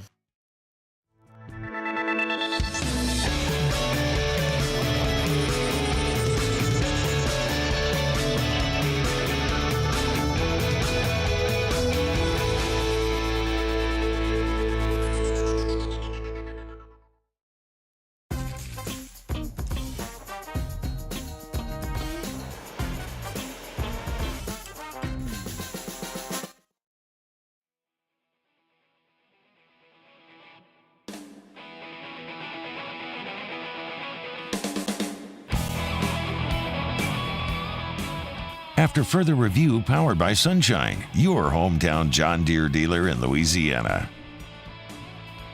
All right, Lee Feinswog joins us. Lee, how are you? Hi, Matt. How you doing? I'm great. Do you love Thanksgiving? Flying, crack of dawn. Going to, ready boys, get ready. Okay. Going to the biggest regular season volleyball match of the season. Wisconsin playing host to Nebraska. They'll have close to 7,000 people. They wait. Temperatures will be below freezing, and these people will be out there for 6 hours waiting to get into the general admission. Nuts. There will be more people at the Catholic John Curtis game on Friday. Just saying. I'm just saying. Well, they can't seat any more than that. That's capacity, you know. No, for sure. No doubt. Yeah, and the weather here, well, it got nice and cool today, which is good. Yeah, it's a little nicer. You know. But do you like Thanksgiving? That was the question. Oh, sorry, I missed that part. I just asked if I was excited. I thought you said was excited about Thanksgiving. Do you like Thanksgiving? Yeah, it's got a pace to it, especially like if you're doing the family gathering thing. You know, you can watch a football game. You know, maybe there'll be some eats. You back and watch a little more football. You know, you can hide a little bit. Always, just if the weather's good, you're going to go outside and throw a football. It's always been Thanksgiving's always been very football oriented for me. I'm sure for you too, right? Yeah. And back in the day, it used to be, I think this is correct, up until however long ago, there were 2 football games on Thanksgiving. One was the Lions and one was the Cowboys. And that was it. Now I believe there's 3. And it's become a little less traditional with it, but it's still fun. And, you know, it's the only time of year whenever I'm at a gathering that I actually throw a football anymore. Oh, shoulders doing okay? I still got a good arm. That shoulder? I got the good arm. I thought you had a shoulder issue. Shoulders are bad. Oh, I do, but I can still throw. Okay. You know? All right, fair enough. You didn't mention anything about food. About what? Food. Oh, you know, I like the side dishes and you know, turkey is okay. Did you ever think about cooking turkey not at Thanksgiving? Like, do you ever buy a turkey and cook it other times of year? So yes, because I love fried turkey. And so my family does do injected fried turkeys at various holiday gatherings at other parts of the year. We'll do that for Christmas and other times as well. Maybe like a tailgate. Yeah. So yes, actually. But baking a turkey in the oven, no. I'm not interested. I do like fried turkey. That is an interesting way to eat it. Tastes great, of course, if it's done properly. I do like taking a smaller turkey, spatchcocking it, and I don't know if you know what I mean by that. Basically, you break the backbone and flatten it, and then smoke it on the green egg. Love using my green egg, and that's a good turkey. Lee Feinswog You can look that one up. just said spatchcocking it. You're spatchcocking a turkey. Can we get a ding for spatchcock? I'm sure we can get a ding for a spatchcock if that's what you. If you want a ding for a spatchcock, you got it. Consider yourself dinged. Yeah, there you go. Hey, is Jaden Daniels going to win the Heisman? He should, but let me ask you this: doesn't every game count? I mean, what he did against Georgia State was absolutely phenomenal, of course, and it's continued what he's done on a phenomenal level. But he still has to play another game. Yeah. And then he doesn't get to play in the championship game of the SEC, presuming that Oregon beats Oregon State.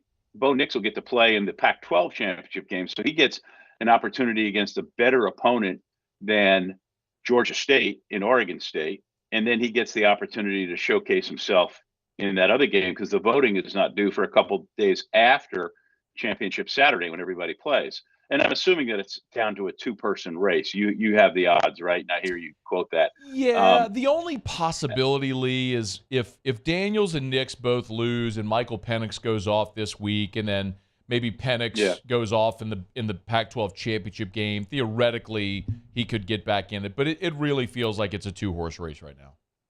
Yeah, and again, like I can go back to like 1971 when a guy named Ed from Cornell, I'm blanking on his last name, got robbed by Pat Sullivan of Auburn, and that's when I realized, this is nothing more than a popularity contest. Ed went on to have a great acting career. I'm blanking out on his name. One of you crack guys there, look him up for me. I had it, I just got. But and Ed I understand. Marinaro.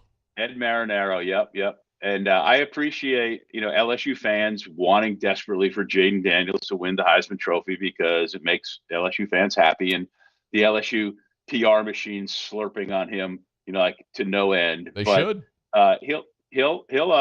He'll win it if he's deserving, but you got to wait it out. You just have to wait it out, unless people vote early. But I would hope that people wouldn't vote until after the night of December 2nd. Vote on December 3rd. I assume it's electronic now. You don't have to mail it in. Correct. And the voting is tabulated, and I believe it's announced on the 4th. Some choose or something like that. Some voters choose to vote before championship weekend because not everybody gets to play in championship weekend. The balloting, the voting is open prior to then. It is electronic, as you mentioned. So, and look, of course LSU should have the PR machine spinning, and they should be pushing every possible button they can because, I mean, Lee, winning a Heisman is immortality, man. I mean, you have a chance to do it. The last thing in the world you want to do is be sitting there on December the 9th at the Heisman ceremony and think, man, we should have done more. So do more. No, they're doing what they should do. It's all good, But play it out. All the games count. Have you given any thought to why Texas A&M can't ever hire a good coach? I've always been mystified why it's not better in all sports all the time. The place has the state to itself. It's got budget. You ever been there? To College Station? Yeah. Well, yeah, but I thought you. Oh, wait. I apologize. I thought you said Penn State. No. Texas A&M. I don't care at all about Penn State. Texas A&M. This never happened. This never happened when we just went on the phone. For all of you people watching. But it sounds way better. It sounds way better like this. So there are some schools, and Penn State and Texas A&M would be in that same category where you go, you ought to be good in everything you do. In the case of Texas A&M, which is from top to bottom a great athletic program, a school with a degree that matters, kind of a funky looking place, and not my favorite town, but with the resources, ought to be good in every sport it feels, but especially in football. How can you not be good all the time in a sport like football if you're Texas A&M, if you're Texas? if you're TCU, if you're SMU, all those schools ought to be good all the time. Texas State, which is a little bit smaller but has also great resources because there are just so many players. Well, one of the reasons is because every other school pilfers as many players from Texas as they can in most every sport, but especially football. Yeah. But back to the coaching thing, I liked Jimbo Fisher when he was here. I did not like him as a coach at Florida State, even though he did well there. There were things that happened there that I don't appreciate. I don't like some of the way stuff went down. And then when he went to Texas A&M, there's always, to me, just looking at an outsider with no connection to it, it just always felt bad. You mean an outsider with no connection to Texas A&M? Yeah, just watching it and going, there's a disconnect here. The trash talking with Saban or just never getting it done, taking 2 steps forward but 3 steps backwards over the course of his time there. The idea that the buyout was the final buyout something like $76 million. Is that what I'd heard? Yep. What was the buyout for the Southern coach last week? Was it anywhere near that? I don't think so. I don't know what the buyout was. That was well done, though. If that was just your punchline and you had nothing else, that was well done. All right. It was just, No, I got it. So, got it. He's on Twitter at Lee Feinswog. We'll talk beer in just a second. I got to get a quick thought on basketball. By the way, your boys, the Boilermakers, got a top 10 matchup tonight. Number 7 Tennessee against number 2 Purdue out in Maui. Yeah, I can't bring myself to watch any preseason hoops yet, but and I have not watched the LSU men, so don't ask me. You can ask me, but I got nothing. All right, nothing on the men. That's fine. But I do have a thought about the next question you're going to ask me, which is the Kim Mulkey Angel Reese thing. Yep, go ahead. This is one of the rare times where Matt and I actually put forth a couple of questions of things we might talk about.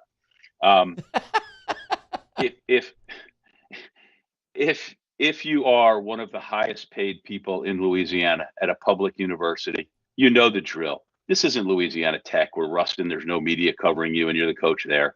This isn't Waco, Texas, where you're the coach at Baylor.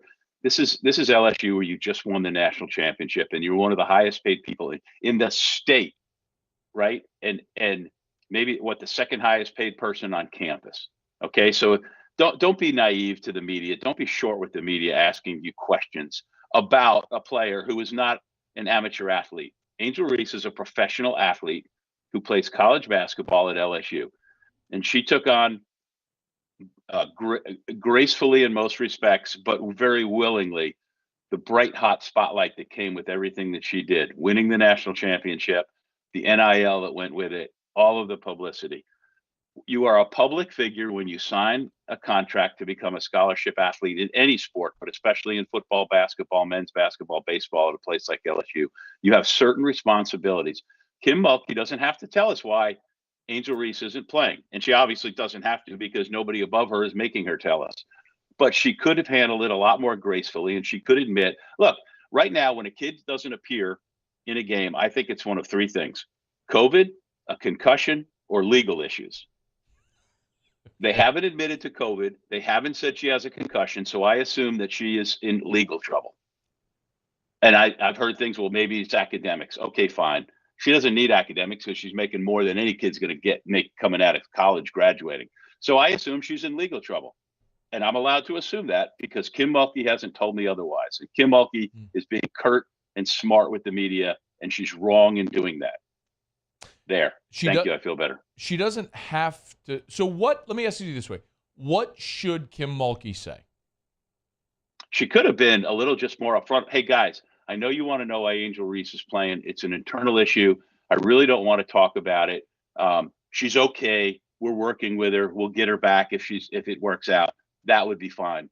But just getting all prickly and putting the hair on your back up because somebody asked you a question that you know damn well you should be answering is not acceptable. I agree. I said that almost verbatim. And to say that she's not suspended, well, she's suspended if she's not there. Okay? For whatever reason. And so I go back assuming she's either got COVID, a concussion, or she has legal issues. Okay.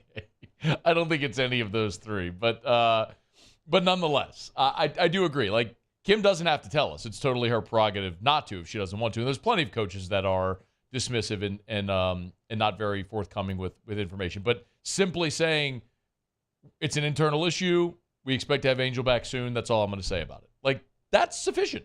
I mean, more so than the 90-second answer of – because all it does, Lee, honestly, is it creates more interest in the story. It shines more of a light on this whole thing that's going on. It makes people even more interested and curious as to why she's not there. And nothing stays secret forever.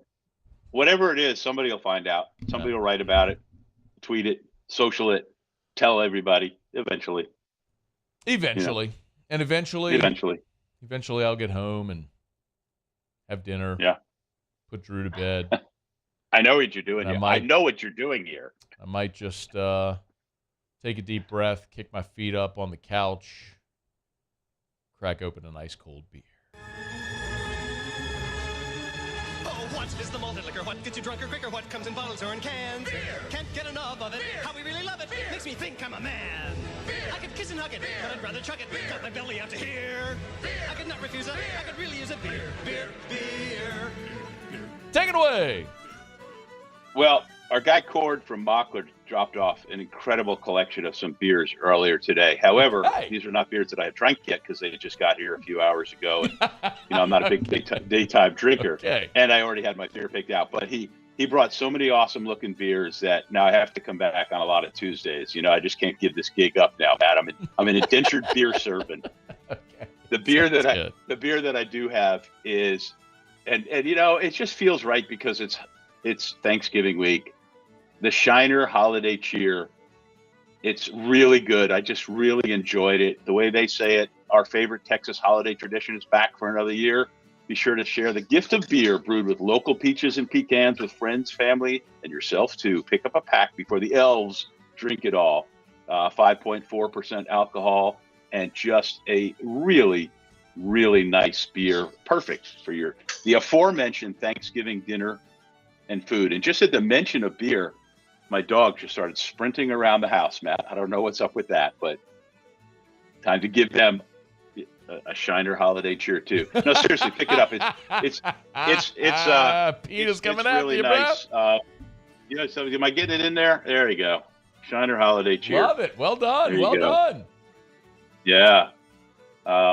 Matt, I'll give you a full report on Nebraska at Wisconsin, number 1 versus number 4 or number 3, depending on which poll, next week.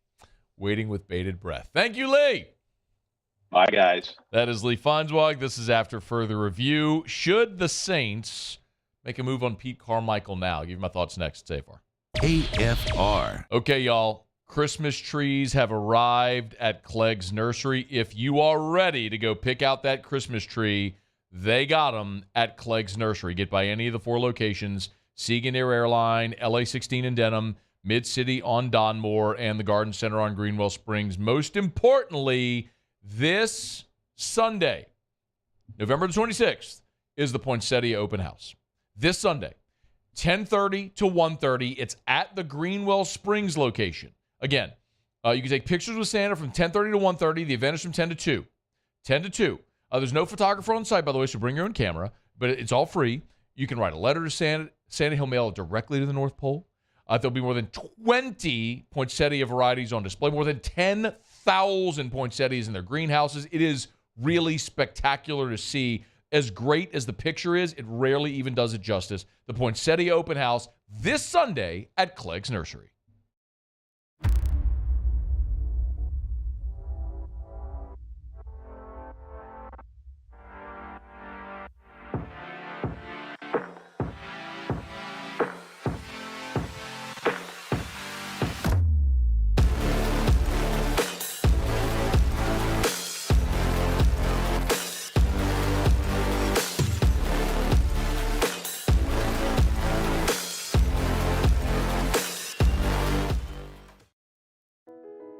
I've been doing business with Luba for 25 years.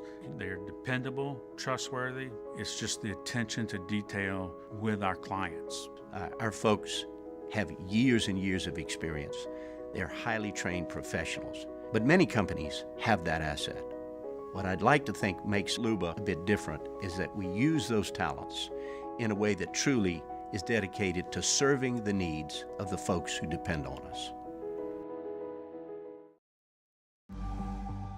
The interior of an Infiniti is thoughtfully designed to be all about you. And by you, we mean every version of you. Because there's luxury you can feel, and there's a luxury that lets you feel. Infinitely you. Experience luxury like never before with Infiniti Premium Care, included with the 2023 QX80 at your local retailer. Electricity is all around us, and our families depend on it. Every day is sparked by the power of a cold drink or a warm meal, a movie night, and a comforting light at the end of a dark hallway. From sunrise to sunset, playtime to bedtime, our team is ready to take care of your electrical needs. Even in the case of an after-hours emergency, the light in your life shines brighter with Mr. Electric. Gulf Coast Office Products is a nationally recognized Savin office equipment dealer based right here in Louisiana. Over 100 employees strong, Gulf Coast has the boots on the ground to support all vertical markets from education, engineering, legal, and finance. With the latest in office technology from desktop to production segment units, Gulf Coast and Savin have the perfect fit for you. Call 225-756-2644. That's 756-2644 for Gulf Coast Office Products. Dylan Cruz here to tell you about Six Rings Baseball and Softball Camp. If you live on the North Shore and play ball, go to Six Rings Camps with former LSU assistant coach Dan Canaveri. His knowledge is second to none, and your child will improve and have fun doing it. Camps were held at Coquille Park and Six Rings Academy in Covington with 4 sessions over the summer. Full day and morning only sessions are available from ages 7 to 13. Go to sixringsbaseball.com or call 985-206.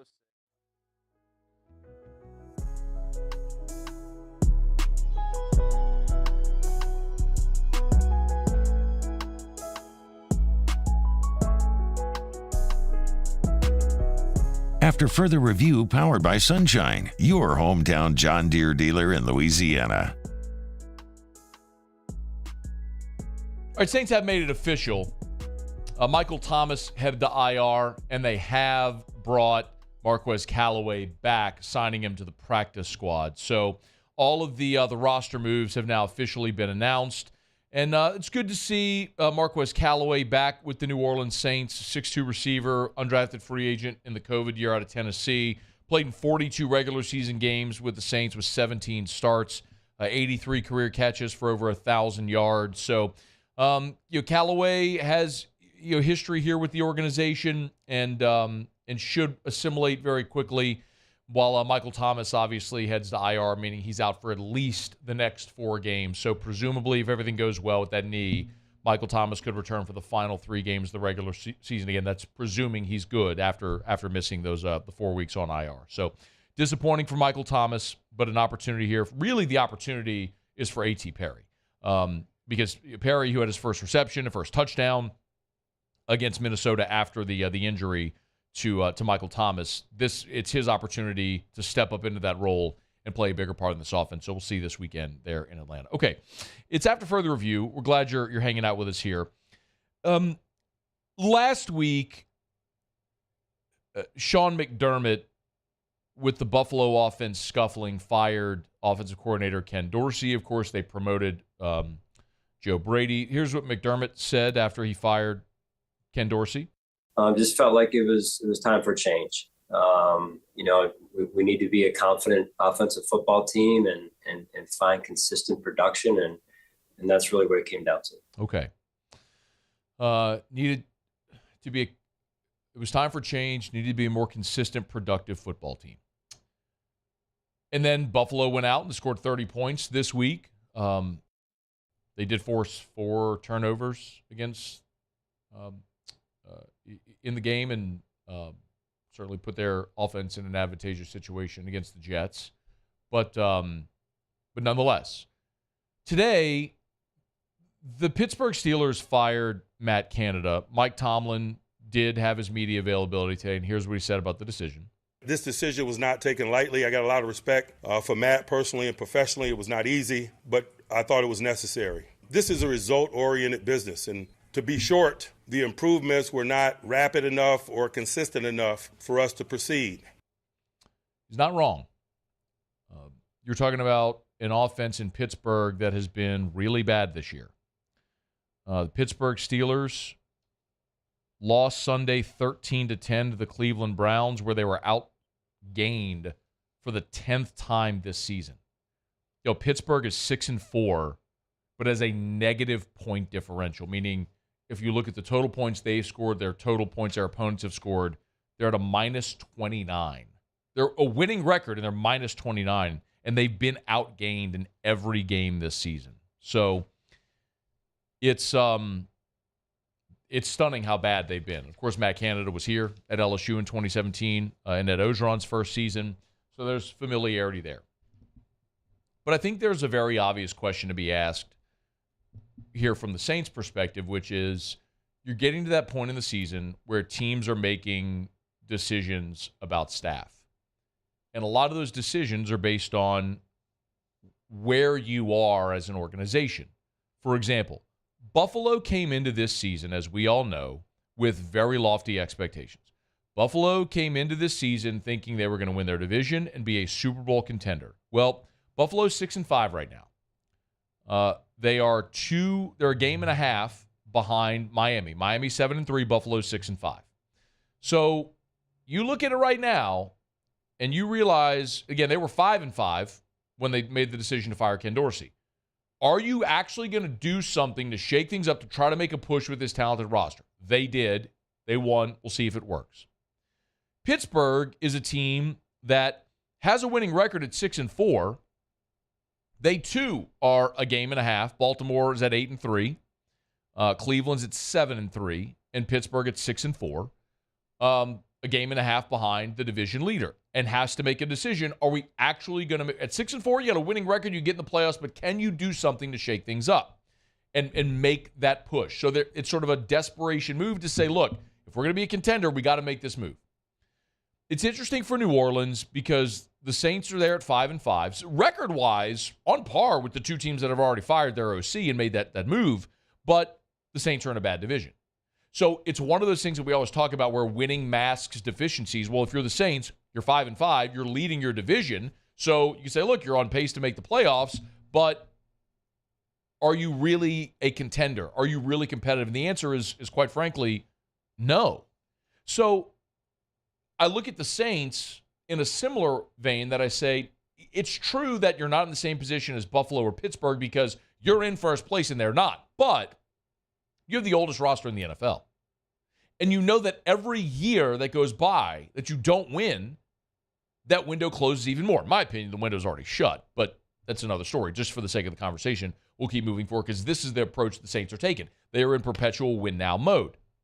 So is there something you can do to shake things up offensively? Keep in mind, you got to have an option on staff if you fire your play caller. Buffalo had Joe Brady. And we could talk whatever we want about the success or failure, but Joe Brady had been an OC in the NFL. He was the passing game coordinator at LSU. He was not a play caller. He worked with the receivers, and he sat, sidecar to Steve Ensminger. He gets the job in Carolina. He's a play caller for a year and a half and gets fired. But at least he'd been a play caller in the NFL. Tomlin in Pittsburgh has promoted Eddie Faulkner and Mike Sullivan. So Faulkner is going to be the OC, but Sullivan is going to be the primary play caller. Faulkner was an OC once in his career at Ball State in 2009-2010. They were 2-10 and 82nd in points per game. So it's not like you got a guy that was super prolific. And then Sullivan, who's going to be the primary play caller, has been an OC twice in the NFL, with Tampa in 12 and 13 and the Giants in 16 and 17. Here's their points per game. With Tampa, they went 7-9 and scored 24 a game. And then the next year, they went 4-12 and scored 18 a game. With the Giants, they were 11-5 and scored 19 a game. That was in 2016. The next year, they were 3-13 and scored 15 points a game. So as a play caller, Mike Sullivan's teams have scored 24, 18, 19, and 15 on average. Not great, Bob. But they made the move.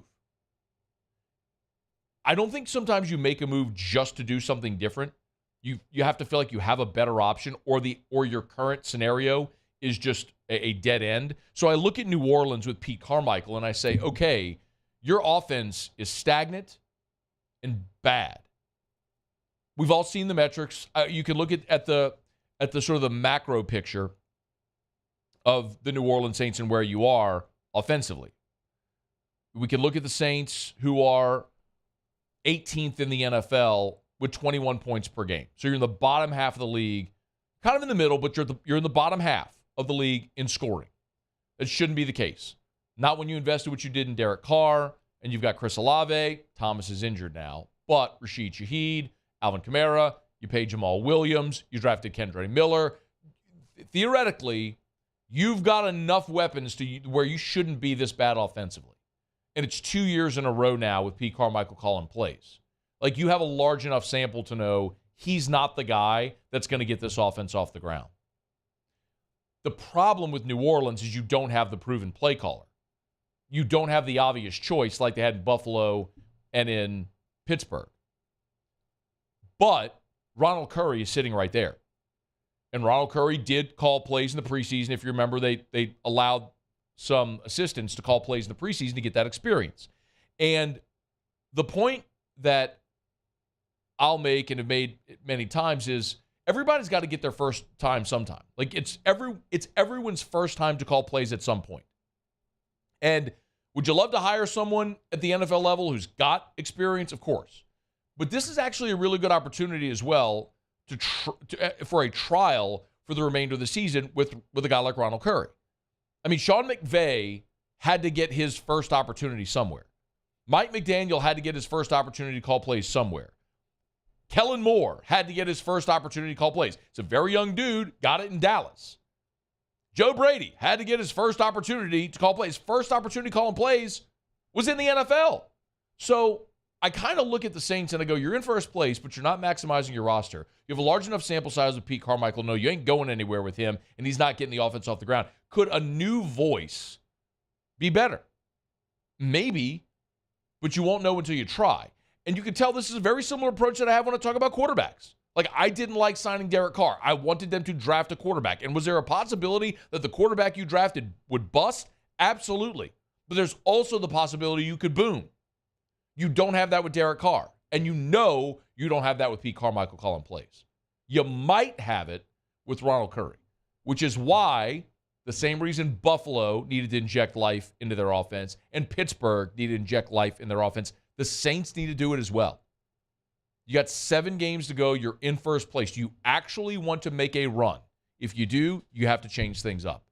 It's time to follow in the footsteps of Buffalo and Pittsburgh and give Ronald Curry a shot to call plays. All right. It's after further review. We'll wrap up hour number 2. Muso will have Tigers in the Pros. Stick around. AFR. Brought to you by the Watermark Hotel and the Renaissance Hotel, 2 great hotel properties in Baton Rouge. The Watermark is downtown and the Renaissance Southtown, right there on Bluebonnet in Baton Rouge. The Renaissance is where LSU stays for every home football game. The night before their home football games, that's where the full LSU football program stays. But I want to remind you, they always have great events as well at the Renaissance. And coming up on December the 7th, they have an enchanting evening with Sugarfield Spirits based out of Baton Rouge. It's from 6 to 8:30 p.m.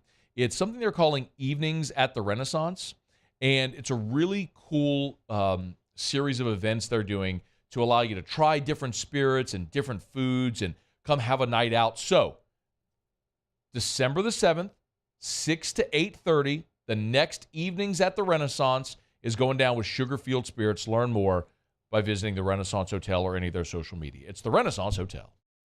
Bayou Chrysler Dodge Jeep Ram has $20,000 off MSRP on new 23 Ram 1500 trucks. $20,000 off plus no payments for 90 days on new 23 Ram 1500 trucks. All with Bayou's 1 million mile warranty. The crew at Bayou Automotive is going to do right by you. Life in Louisiana is like a run-on sentence. A poem that doesn't rhyme. Life is here, now. for life's moments, big and small. Always there. The right card, the right care. Gulf Coast Bank and Trust is giving our customers the power to bank anywhere, anytime during this challenging event. And we're right there with you. Our mobile banking app is a smart way to manage your money and time. Gulf Coast Bank and Trust, the bank that cares about you. Would a couple that just came from a couples massage have any use for the massage seats of the Infiniti QX60?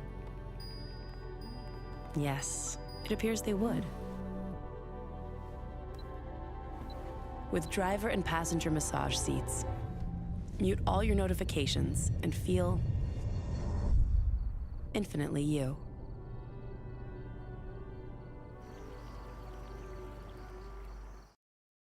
The Windsor Senior Living Community in Mandeville, Louisiana is a beautiful, vibrant apartment community geared towards seniors.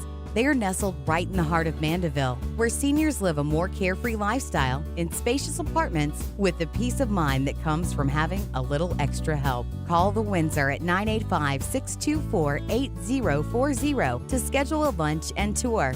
Come see how the Windsor can be your passport to peace of mind. Running Boards Marketing can help you get their attention.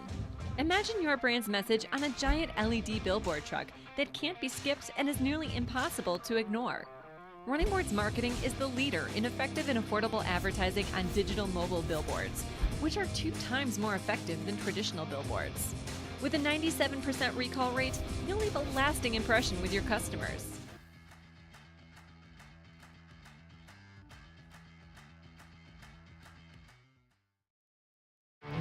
There it is, the extra mile, on the border of expected and extraordinary for those willing to go further, like vans customized for work or play, with safety and tech to keep you connected, supported by a 5-star sales, service, and finance team, and backed by the 1-star you know.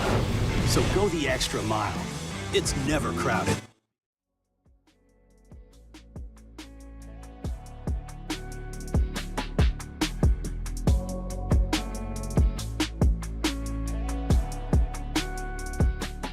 After further review, powered by Sunshine, your hometown John Deere dealer in Louisiana.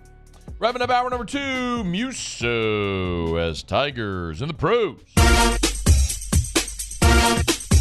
Tigers in the pros. They still bleed purple and gold. They're just really rich now. Presented by Lee Michaels Fine Jewelry. Lee Michaels Fine Jewelry, where Baton Rouge gets engaged. All right, we begin with injury updates out of the NFL. Jamal Adams did not play in the Seahawks Week 11 loss to the Rams due to a knee injury. But Pete Carroll did say yesterday evening that they hope the next couple of days of rest, remember they're playing on the short week at night on Thanksgiving against the Niners, the short week, the walkthroughs, all the rest will really help him, and that he's anxious to play again and get back. You'll remember Jamal Adams missed the first 3 games of the season as he continued to recover from the torn quad, then had the concussion, but 28 tackles in 6 games played this season. We'll check his status when we get to Thursday night. John Harbaugh talking to Odell Beckham Jr. Of course, Odell Thursday night got injured and had a shoulder injury. He downplayed it after the game, and for what it's worth, John Harbaugh has kind of backed that up yesterday via the team's website, saying, quote, he's not going to be a long-term shoulder thing, so expect to see Odell back sooner than later. Injury update from the association. Eric Slater is a beat writer for the Brooklyn Nets, and he has an update on Cam Thomas. Yeah, this is from noon today. So Cam was out there moving around on the ankle and getting shots up after Nets practice. He appears to be making progress. Cam Thomas will be reevaluated Thursday. Of course, he is dealing with the sprained ankle. One NBA score and stat to give you from last night. The Timberwolves beat the Knicks 117-100. Naz Reid in the game, 18 minutes, 3 of 8 from the floor for 10 points, 3 boards, an assist, and a steal. Should have stayed. He should have stayed. That's Tigers in the Pros. Presented by Lee Michaels Fine Jewelry, LMFJ.com, LMFJ.com for Lee Michaels Fine Jewelry. You know where to find them. 2 locations in Baton Rouge, corporate in Bocage, and in the Mall of Louisiana. And, of course, New Orleans, Lafayette, Shreveport, and online at lmfj.com. Gentlemen, if you're thinking of popping the question, go where all of Louisiana has gone to get engaged for more than 30 years. Lee Michaels Fine Jewelry, lmfj.com. All right, y'all, it's after further review. Sean Salisbury is going to join us coming up right after the top of the hour. We'll look forward to that, as always. The Jaden Daniels hype train is continuing. It's even reached Feinbaum, who was on First Take today. Feinbaum actually said Jaden is at a disadvantage in the Heisman race. Here's why. I think Jaden Daniels is the best player in the country. I mean, if he was playing on a team with one or two less losses, it would already be over. I mean, nobody has ever put up numbers like this. I talked to Brian Kelly yesterday, and listen, of course he's supporting his player, but he said, I've never seen anything like it. And quite frankly, guys, I haven't either, but he's not off Broadway at LSU, but they're playing in a game this Saturday opposite Ohio State and Michigan. People are not going to be paying enough attention, and then he won't be playing the next week when Bo Nix will be playing. So I think that's the disadvantage for him, but he is the best player in the country. We're going to give a little more context behind that as well coming up in about 30 minutes. Sean Salisbury joins us right after SportsCenter. AFR. Brought to you by Shawbills Tire and Auto Service, ShawbillsTire.com. Y'all, Thanksgiving, of course, is Thursday. If you're hitting the road for Thanksgiving or after you travel, if you realize you got some auto issues, get by Shawbills. Of course, they can take care of whatever you need, from oil changes and tire rotations and squeaky brakes and the check engine light on. They got you covered over at Shawbills. And if you're looking to buy tires, nobody will sell you the best tires on the road. Name brand tires, cheaper than Shawbills. It's name brand tires at wholesale prices. You hear me say it every day. But most importantly, y'all, and yes, obviously a lot of people shop price, and Shawbills is going to be best. They have a price match guarantee. Buy tires at Shawbills, you find them cheaper somewhere else, they'll reimburse you 120% of the difference. It's Shawbills. They're the best. But they're going to treat you like family. The customer service, which for so many industries is lost in 2023, still exists at Shawbills, where they treat you like family. ShawbillsTire.com. Shawbills, where we keep you rolling. Relentless reporting gets results. I'm never going to stop until we get the answers you need. Uncovering more as the powerful try to cover things up. What happens in the dark will always come to light. Founding new principles and practices for the state of Louisiana. Chief Investigative Reporter Chris Nakamoto. Chris Nakamoto and the Investigative Unit. Recipients of Columbia University's prestigious DuPont Award. Gulf Coast Bank and Trust is giving our customers the power to bank anywhere, anytime during this challenging event. And we're right there with you. Our mobile banking app is a smart way to manage your money and time. Gulf Coast Bank and Trust, the bank that cares about you. There it is, the extra mile, on the border of expected and extraordinary, for those willing to go further, like vans customized for work or play, with safety and tech to keep you connected, supported by a 5-star sales, service, and finance team, and backed by the 1-star you know. So go the extra mile. It's never crowded, because so few have what it takes to go there. Mercedes-Benz Vans.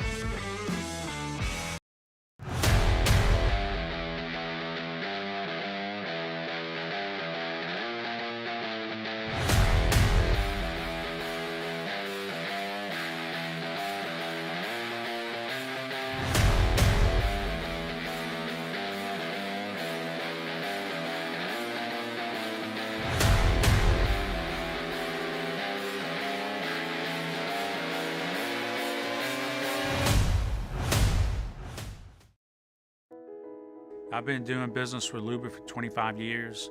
They're dependable, trustworthy. It's just the attention to detail with our clients. Our folks have years and years of experience. They're highly trained professionals. But many companies have that asset. What I'd like to think makes Luba a bit different is that we use those talents in a way that truly is dedicated to serving the needs of the folks who depend on us. The interior of an Infiniti is thoughtfully designed to be all about you. And by you, we mean every version of you. Because there's luxury you can feel, And there's a luxury that lets you feel. Infinitely you. Experience luxury like never before with Infinity Premium Care, included with the 2023 QX80 at your local retailer.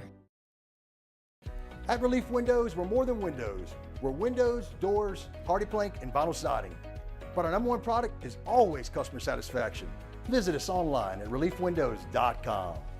Oh, by the way, we do shutters too.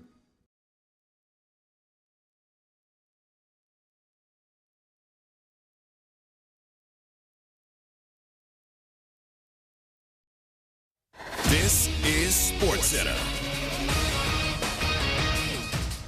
I'm Christine Lisi. In the aftermath of yet another uninspiring offensive performance, the Steelers fired offensive coordinator Matt Canada. The growing chorus of players' criticism likely led to his dismissal by a 6-4 Steelers team in the AFC playoff mix. ESPN NFL insider Dan Graziano. I do think there was at least some concern that the players had enough. And, it's a season where they have a 6-4 record and a chance to make the playoffs.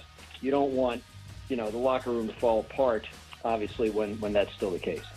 Dan Graziano on Carlin versus Joe. Coach Mike Tomlin said he made the call to fire Canada. Running backs coach Eddie Faulkner takes over offensive coordinator duties. Quarterbacks coach Mike Sullivan takes the bulk of play calling responsibilities. A surprise move by the Colts. They waived linebacker Shaq Leonard. His performance had declined after recent injuries. If a team were to claim him off waivers, it would owe him a little more than $6 million for the rest of this season. Packers running back Aaron Jones has an MCL sprain. He likely will not play at Detroit on Thursday, reports ESPN's Adam Schefter. Jones will likely be week to week.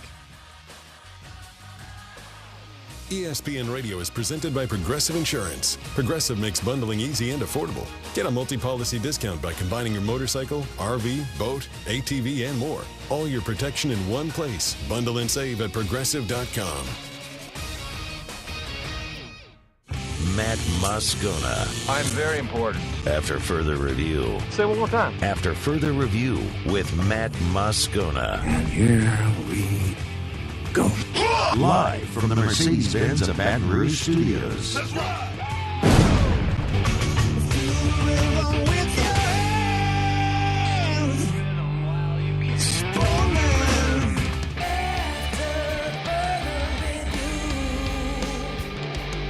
Hour 3, off we go. Welcome aboard. Glad you're with us. AFR, powered by Sunshine, your hometown John Deere dealer in Louisiana. I'm Matt. This is Shaq O'Neal, and I hate Matt. Paul O'Neal. They're chanting Paul O'Neal's name. So. And Mr. Toby Tompley.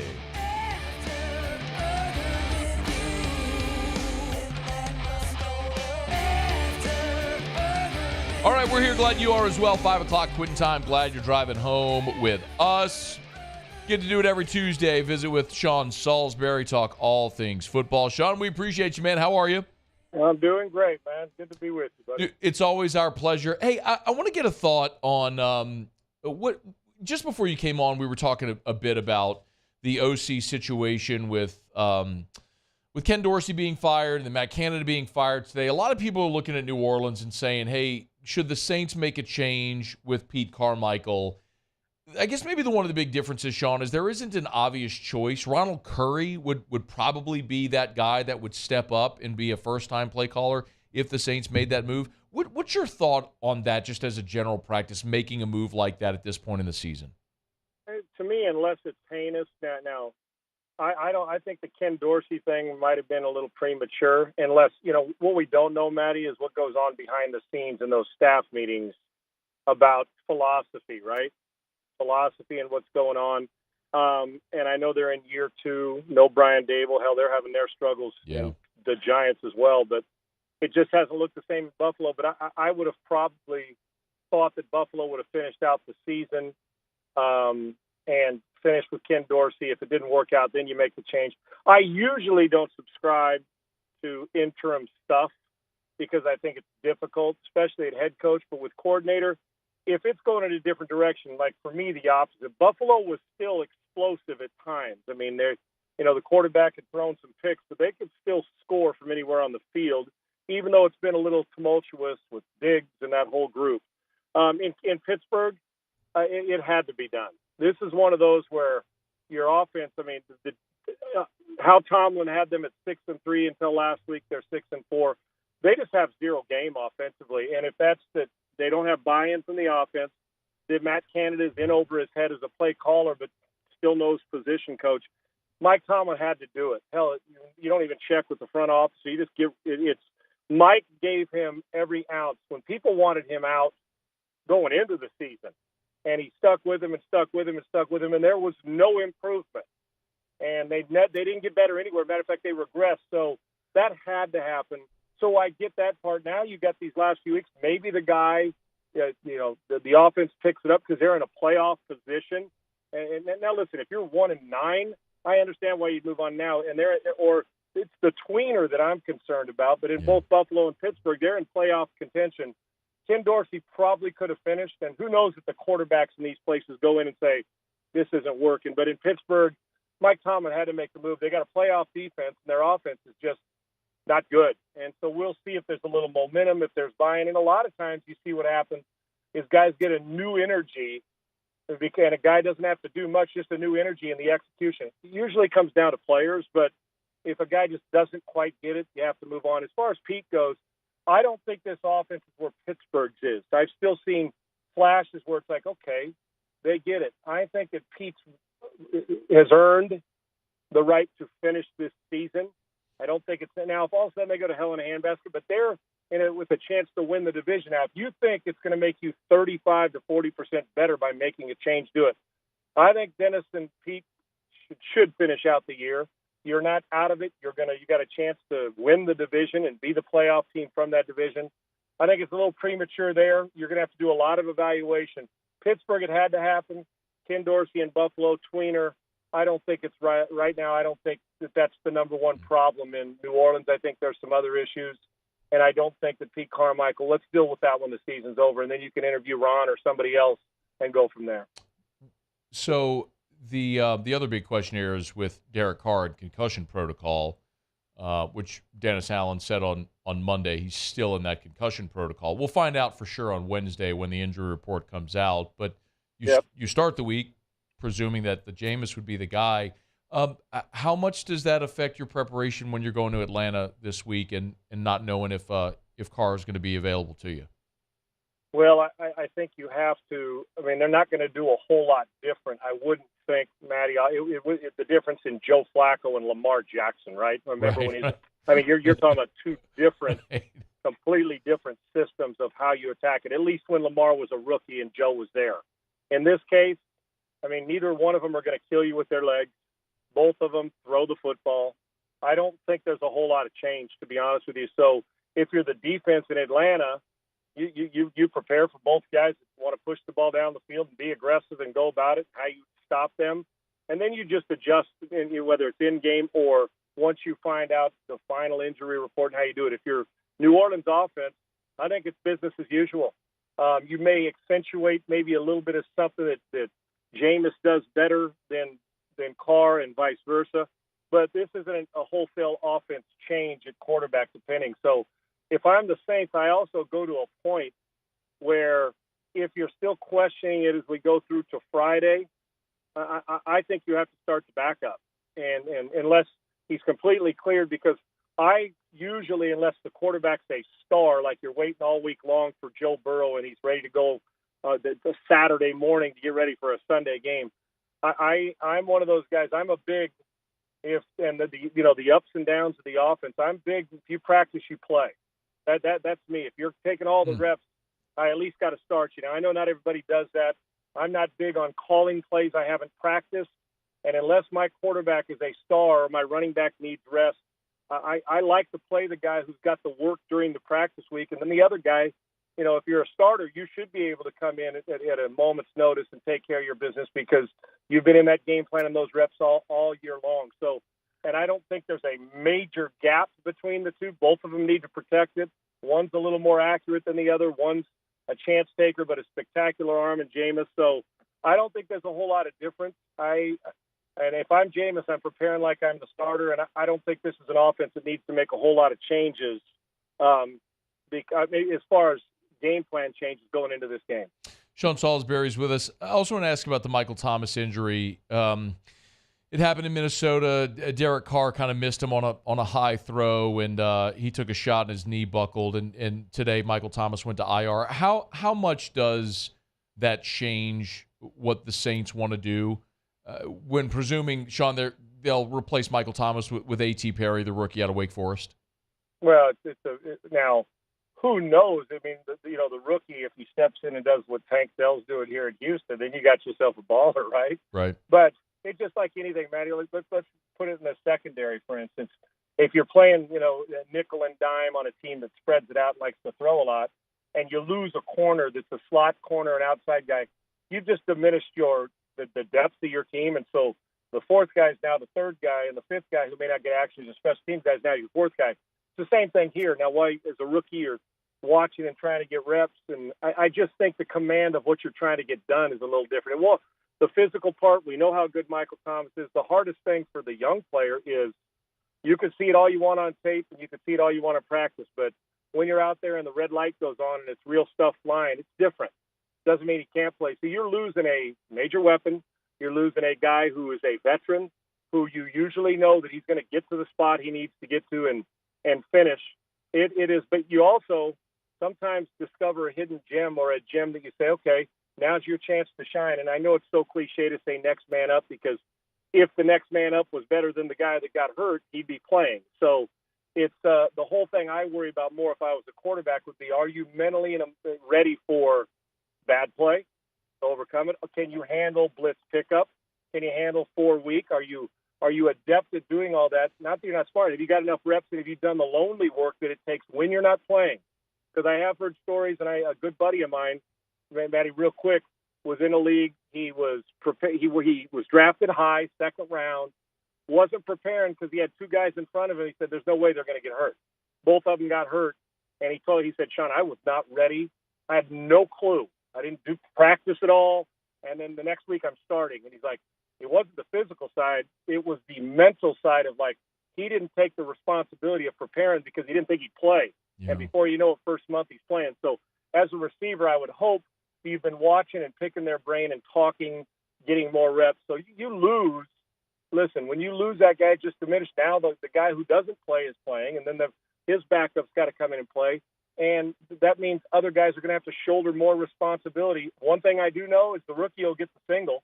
If they're playing man coverage, he's going to get a chance to be the guy who's not doubled, and that's an opportunity for him to excel.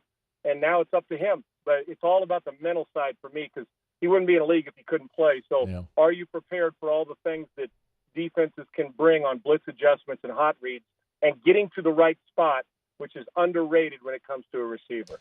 A great touchdown catch against Minnesota after the Michael Thomas injury. So be exciting to see sometimes, the unknown of the young player. Sean Salisbury's with us, as he is every single Tuesday. He's on Twitter at Sean Unfiltered. Sean, let's not got a break. Come back and we'll switch gears. Got to get your thoughts on Jay Daniels. Another magnificent performance. Can he actually get it done and win the Heisman? We'll ask Sean Salisbury when we continue on AFR. AFR. Love telling you about Glow Resources. Complete employer solutions. That's Glow Resources. That's Jareth Knockan and all my friends over at Glow. I remind you all the time about Glow Resources. It's GLO, glowresources.com. If you're a business owner, remember, that's who Glow works for. They work for you, the business owner. And it's not just in Baton Rouge. It's Baton Rouge, Houston, Miami, New Orleans, Orlando, Ridgeland. They got resources, and they've got companies and locations all over. And they can place employees anywhere for your job in any industry. Maybe it's mechanical or heavy machinery. Even if you need professional employee solutions, if you need management solutions, they've got you covered there as well. It's Glow Resources. Listen, hiring has been tough for so many businesses since COVID. Stop guessing. Let professionals at Glow help with complete employer solutions. It's Glow Resources. Again, learn more online at glowresources.com.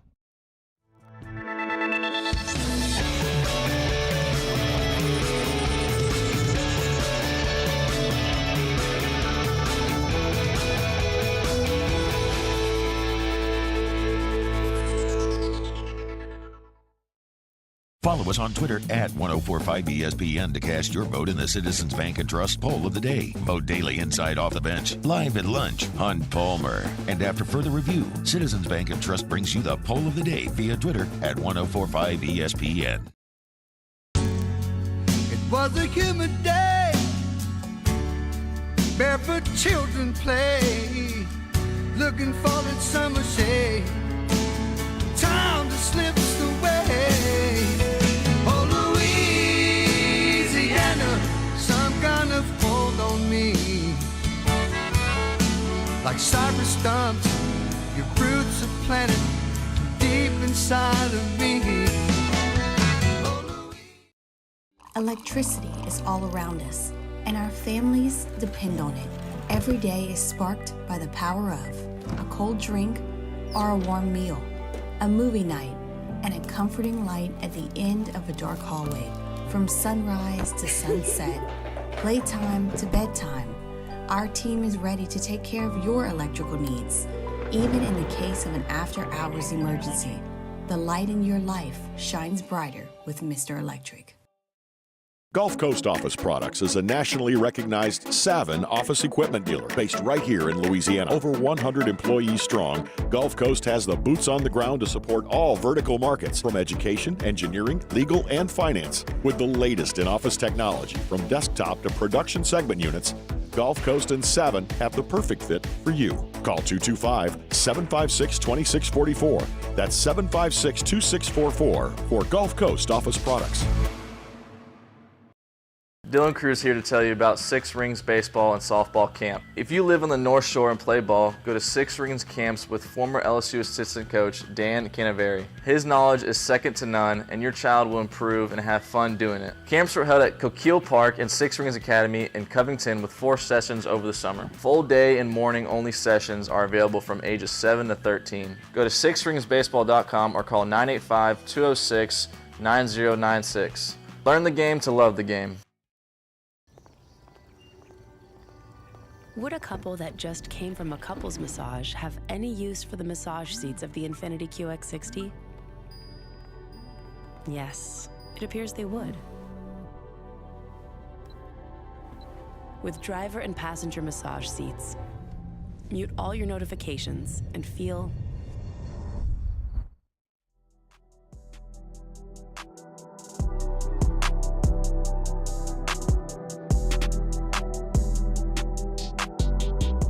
After further review, powered by Sunshine, your hometown John Deere dealer in Louisiana. 1045 ESPN Baton Rouge and Citizens Bank and Trust invite you to bling in the holidays. Register today at 1045ESPN.com to win $10,000 custom piece of jewelry handcrafted by Stuart Selassie himself. Bling in the holidays with Citizens Bank and Trust, Selassie Jewelry, and 1045 ESPN Baton Rouge. We continue with Sean Salisbury. Man, Jaden Daniels goes out against Florida, throws for 350, runs for 200, a stat line we'd never seen before in the history of college football. What do you do for an encore? Oh, well, how about go and put up 8 touchdowns, which we've only seen once in the history of the league when Joe Burrow did it back in 2019. Sean, I mean, I keep saying we're running out of superlatives for Jaden Daniels, but I'm guessing you didn't watch the Georgia State game because nobody watched the Georgia State game, but you saw highlights and saw the stat line. At this point through 11 games, what else do you say about what Jaden Daniels is doing right now? Congratulations. You should be collecting the hardware. Yeah. And it's been, I just am trying to be, for me, the old school where you throw out your worst score and, that test score. Yeah. I don't know. I mean, he's had, where has he had a game where you walked off the field and said that was an embarrassing performance? I don't think he's had one. Not this year. And maybe I've missed. Yeah, that's what I'm saying. He has not. And I'm always asking, okay, I want to see improvement. Forget the Heisman for one second. Just how is he elevating his play? And he's taken a different step, and that's a step up every single week when I watch. And you're right. I didn't watch the game, but I did go back and watch the touchdowns and the way he went about his business, looked at the stat line. I don't really know what else they want other than maybe 1 loss as opposed to 3. And the sad thing about it is I know it's A&M, and he's going to get a chance to go out and hammer an SEC team and post his score again. And I think it's 11 o'clock game this week, Matty. Yep. I believe at 11 o'clock, so you get an early start. And the thing that concerns me, here's a Pac-12 guy with, I think, the other two leading candidates for me are both Penix and Bo Nix. And the only thing, as I mentioned, I've said before, is I'm not saying from your and I standpoint, because I was asked again on my show this week, and I told you last week, he would, if I had a Heisman vote, I'll always wait. I think you owe it to these Heisman guys to go back and watch 5 or 6. If you got a vote, you owe it to them to go back and take a deep dive into all these moments. If you have a vote, I think it's your responsibility, because this is an important vote. I think it's going to be extremely close. Based on performance by the quarterback alone, the best player consistently in college football has been Jaden Daniels, period. Not talking about where he's getting drafted in the NFL, just every single week. You ask him to do it with his legs, he does. You ask him to get better throwing the deep ball, he does. You ask him to be accurate, pushing 80%. It's uncanny the way he's playing, and it almost feels like he doesn't think you can stop him. It doesn't matter who he's playing. So we can keep talking about it. My whole thing is this, from the voters' standpoint, there are going to be some, because it's got lost in the shuffle with the losses, even though it's a power program like LSU, that won't even go and look a lot. Why? Oh, they got 3 losses, he's out. They'll automatically eliminate him, regardless of what Vegas odds say. I'm just telling you, Matty, from guys I've talked to in the past for other people that do have votes, and I'm not one of them. But I can tell you that if Penix or Bo Nix go and throw Matty, when does the voting end for the Heisman? When do they got to have their votes in by? I think it's Monday, the 4th.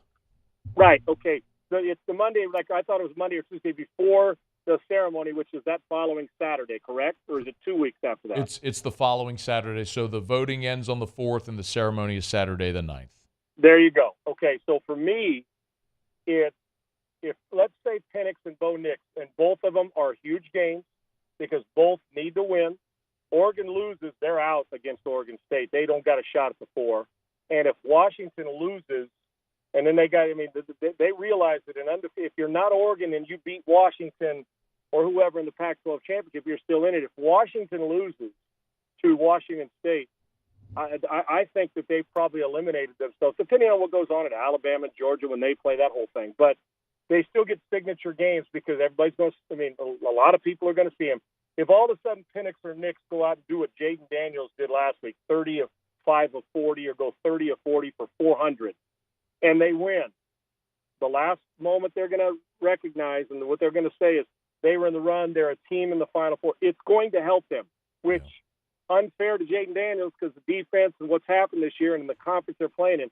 But they're also going to get rewarded because the Pac-12 has been a very deep, tough conference. And the whole pub all year long has come from Caleb Williams. So Michael Penix, and he was leading. Then Bo Nix was leading. We've got 3 different guys in the Pac-12, should I say, that have been the front runner. If Dan and now Jaden, if he goes out and hammers A&M and they do it again, because A&M's got a damn good defense, so that'll be for him. You're going to have some that are going to dismiss the win. He'll be in New York, that are going to dismiss him winning because of 3 losses, which to me, it doesn't say the Heisman Trophy winner on how many games you win or the best player on the best team. It says who's the best player in college football, and then people will take their criteria from there. He's the best I've seen, and I've watched them all multiple times.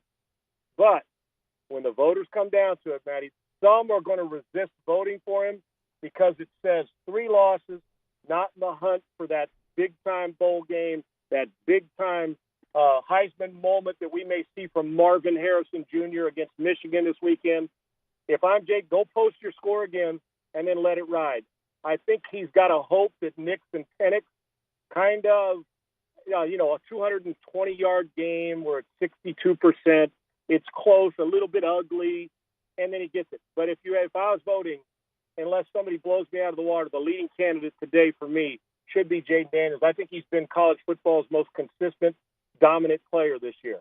He's been incredible. It's been stunning to watch. It sure has. He's going to get this crack at A&M, and obviously you're not far. You're being in Houston, you're not far from there, and certainly the finger on the pulse of what's going on. Sean, what is your thought on this game on Saturday with LSU and Texas A&M? And A&M may be starting their number 3 quarterback, the transfer from Fresno. Right. My thought is, Matty, regardless of where you're going, and with Jimbo being gone, if you're Texas A&M, you still want to show up. If you're LSU, 3-loss team, this is a rivalry for them.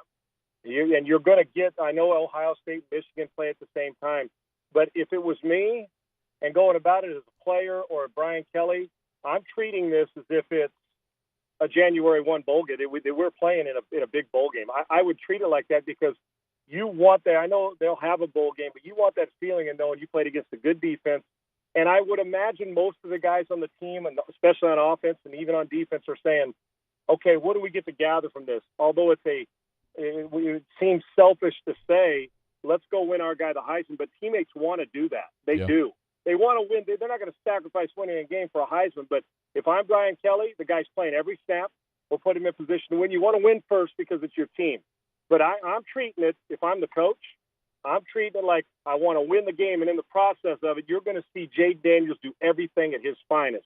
And this is a good defense. So, and for A&M, you're trying to salvage something. You're trying to salvage, some respect because this has gone on for a couple years. This is like Groundhog Day for A&M. They recruit and then they underachieve. And offensively, they've been blah, and it's a chance for them to shine a little bit. But I think their defense will come flying around because they want to prevent a guy from winning a Heisman Trophy on their watch. But I think it's going to be a hell of a football game. A high-powered offense for a quarterback versus a defense. They don't want to let him run roughshod over them. So I've got those TVs. I'm going to have this game on because I want to validate what I believe on Jaden Daniels and what we've seen. And A&M obviously is trying to find who the next guy is for them. And some recruits will leave or some players will leave and go somewhere else. But for them, nobody wants to go into a regular season and then an off season and having it where everybody against is, typical A&M. I mean, they're going to have a fresh start with a new coach.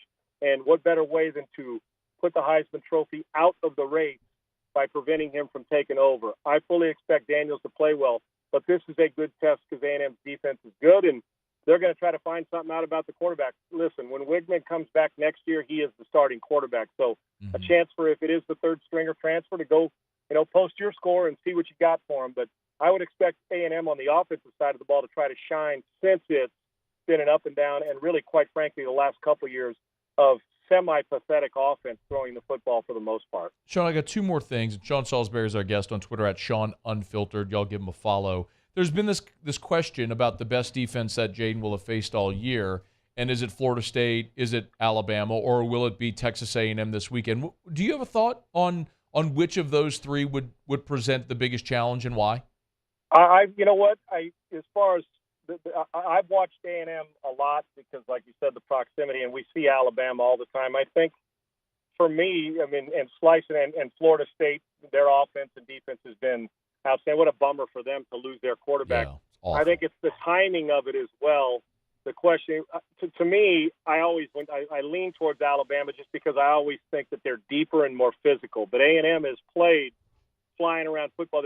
It almost has got some, I don't want to demean them like this offensively, but some jets to it where they've got a Super Bowl caliber defense. The offense can't do much, although the offense has been decent at times for A&M. I guess I would probably lean towards Alabama just because we are now seeing who Alabama should have been earlier in the year when they got beat by Texas and Texas put it on them. So probably go Alabama because the depth of physicality, but I love the way A&M flies. So this is not going to be, A&M has quit. It's the end of the year. This is a rivalry game.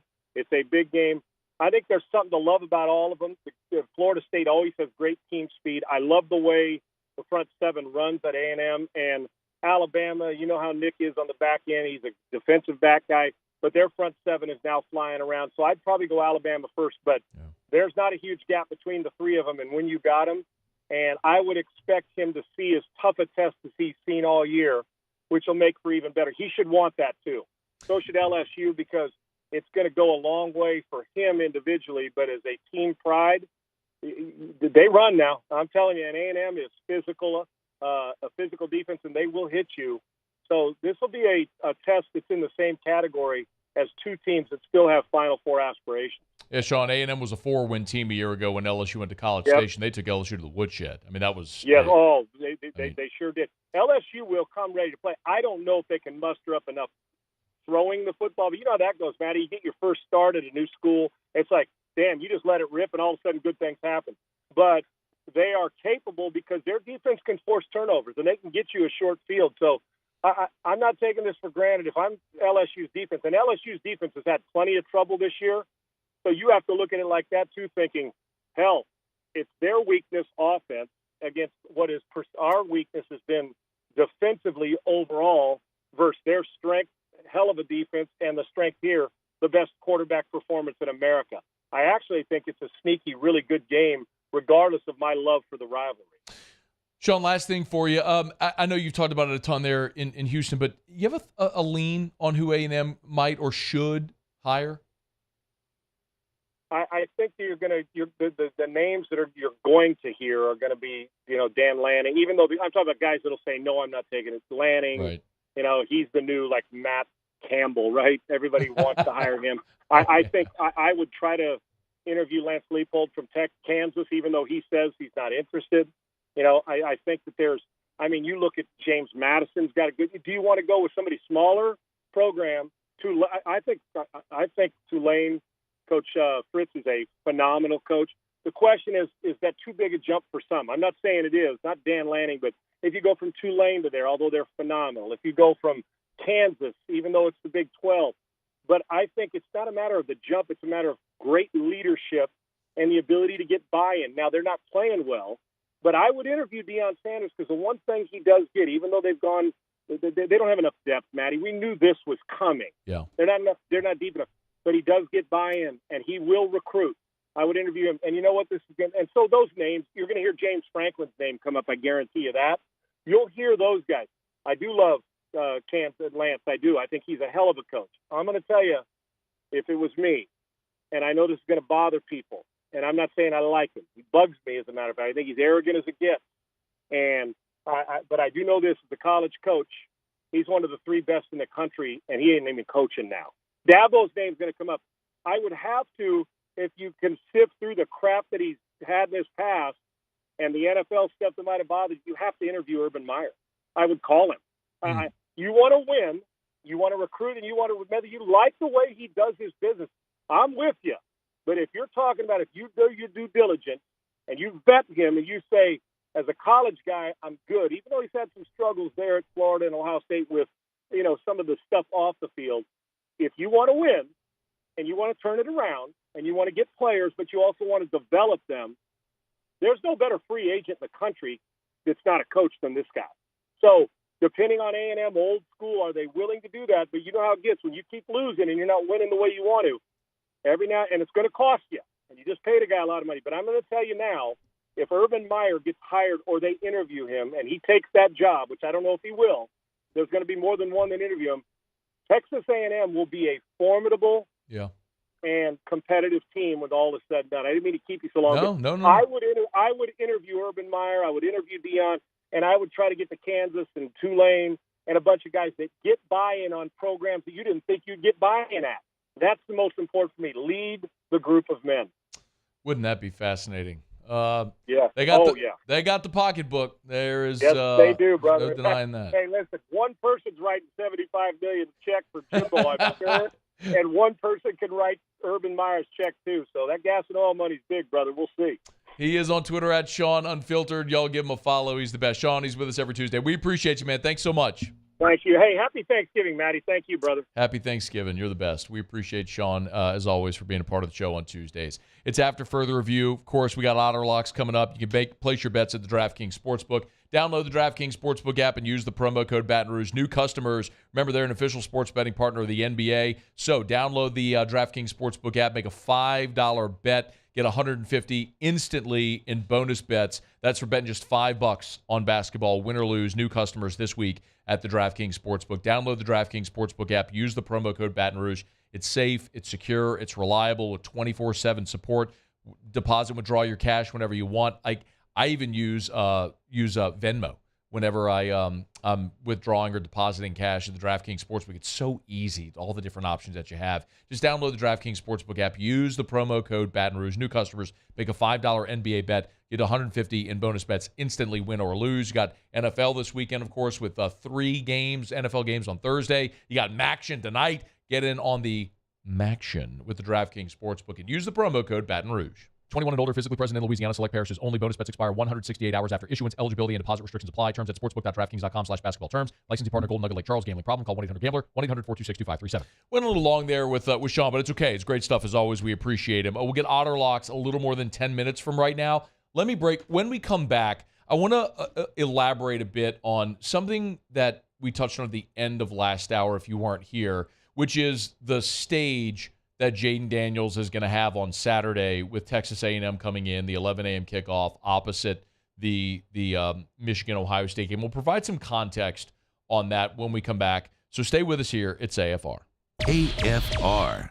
Boy, when I started the show today, sky was dark. The wind was blowing. You know, in Louisiana, whenever you see that outside, a storm is a brewing. And when the rains come, that's generally when you find you got issues with your roof. And if you have issues with your roof, call Hudco Roofing. HudcoRoofing.com. 364-1007. That's the number in the Baton Rouge area, 364-1007. That's the office line, but it forwards to like 5 different people's cell phones number. Actually, one of them is Terrio. So you call that number, you might get Terrio. 364-1007 or HudcoRoofing.com. Go to the website, fill out the form on the homepage. Someone will be in touch with you instantly. Remember, if you got a leak in your roof, we can help you out. From the smallest repair job to the largest commercial re-roof. One other thing I always remind you about. You got a commercial building, flat or metal roof, needs a new roof, don't break the bank. Hudco's got a silicone coating product, half the cost of a re-roof, 20-year warranty. HudcoRoofing.com. Bayou Chrysler Dodge Jeep Ram has $20,000 off MSRP on new 23 Ram 1500 trucks. $20,000 off plus no payments for 90 days on new 23 Ram 1500 trucks. All with Bayou's 1 million mile warranty. The crew at Bayou Automotive is going to do right by you. Life in Louisiana is a song. A symphony of sound, colors, and movement. Life is here, now. For life's moments, big and small, always there. The right card, the right care.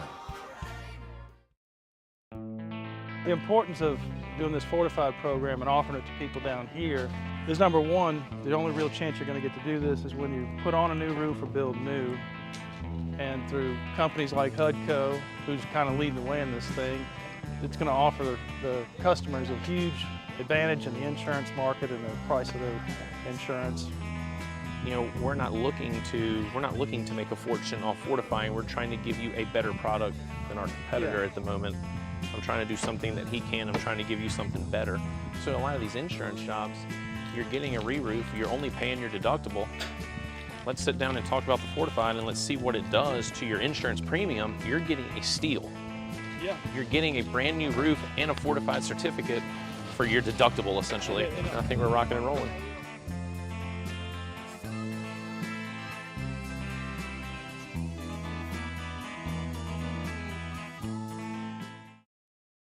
Running Boards Marketing can help you get their attention.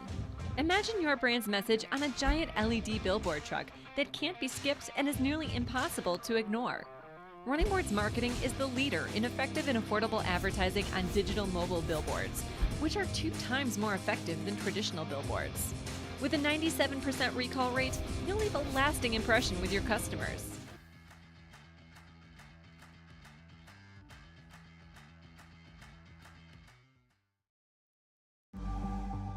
The interior of an Infiniti is thoughtfully designed to be all about you. And by you, we mean every version of you. Because there's luxury you can feel, and there's luxury that lets you feel. Infinitely you. Experience luxury like never before with Infiniti Premium Care, included with the 2023 QX80 at your local retailer. His name was Cain. along the countryside.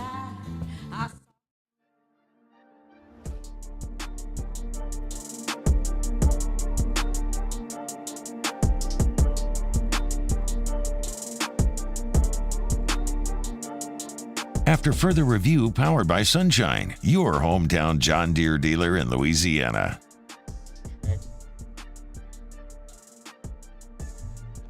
All right, let's roll. We'll get to Otter Locks here shortly. Appreciate our friends over at Sunshine, your hometown John Deere dealer in Louisiana. Bunky and below, as we always say. Not only, of course, all your tractors, farm equipment, but zero-turn mowers, and for you hunters, gators as well. Get on by and see our friends over at Sunshine. As they say, nothing runs like a deer. Sunshine, sunnyquip.com, sunnyquip.com.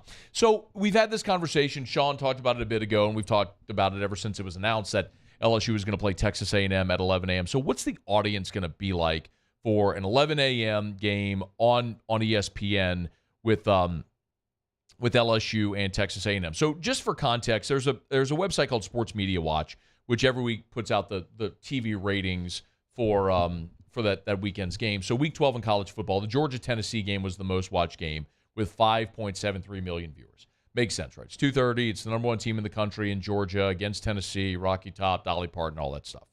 Michigan-Maryland was second at 5.43 million. That was the 11 a.m. Central game on Fox. So keep in mind, college game day ends at 11, or in this instance, big noon kickoff.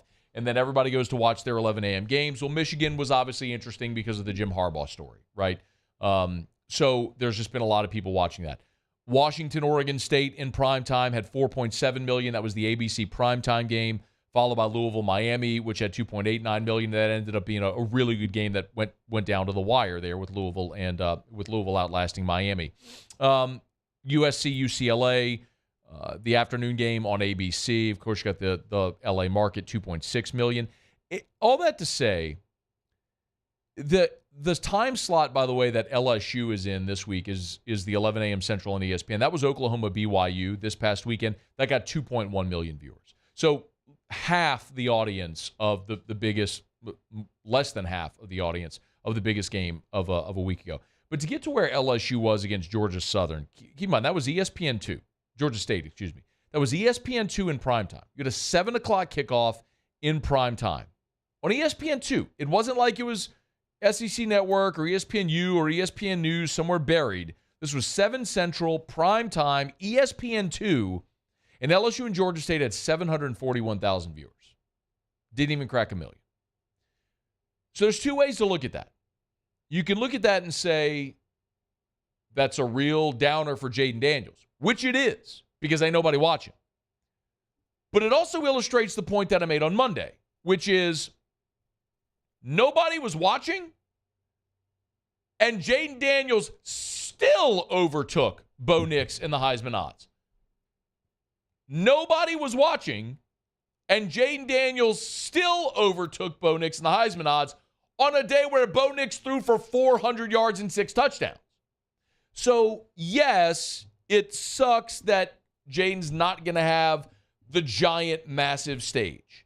And to be very clear, everybody that loves college football is going to be watching Michigan, Ohio State while LSU is dismantling Texas A&M at 11 a.m.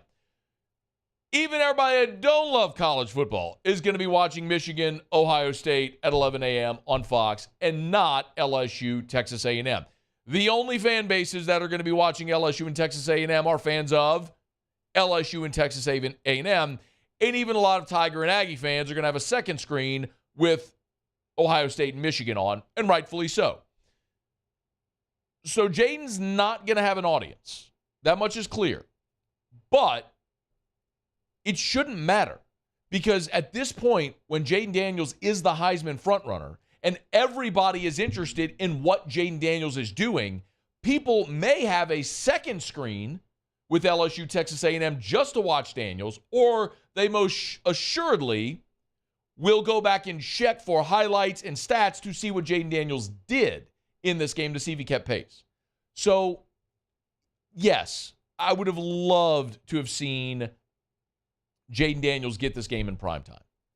And especially after Florida lost to Missouri and Jordan Travis broke his leg, as just so terrible and disappointing as that is, LSU, Texas A&M with Jaden Daniels in primetime, Death Valley would be infinitely better. And the Florida State game loses a tremendous amount of its luster now because of the injury and Florida losing to Missouri.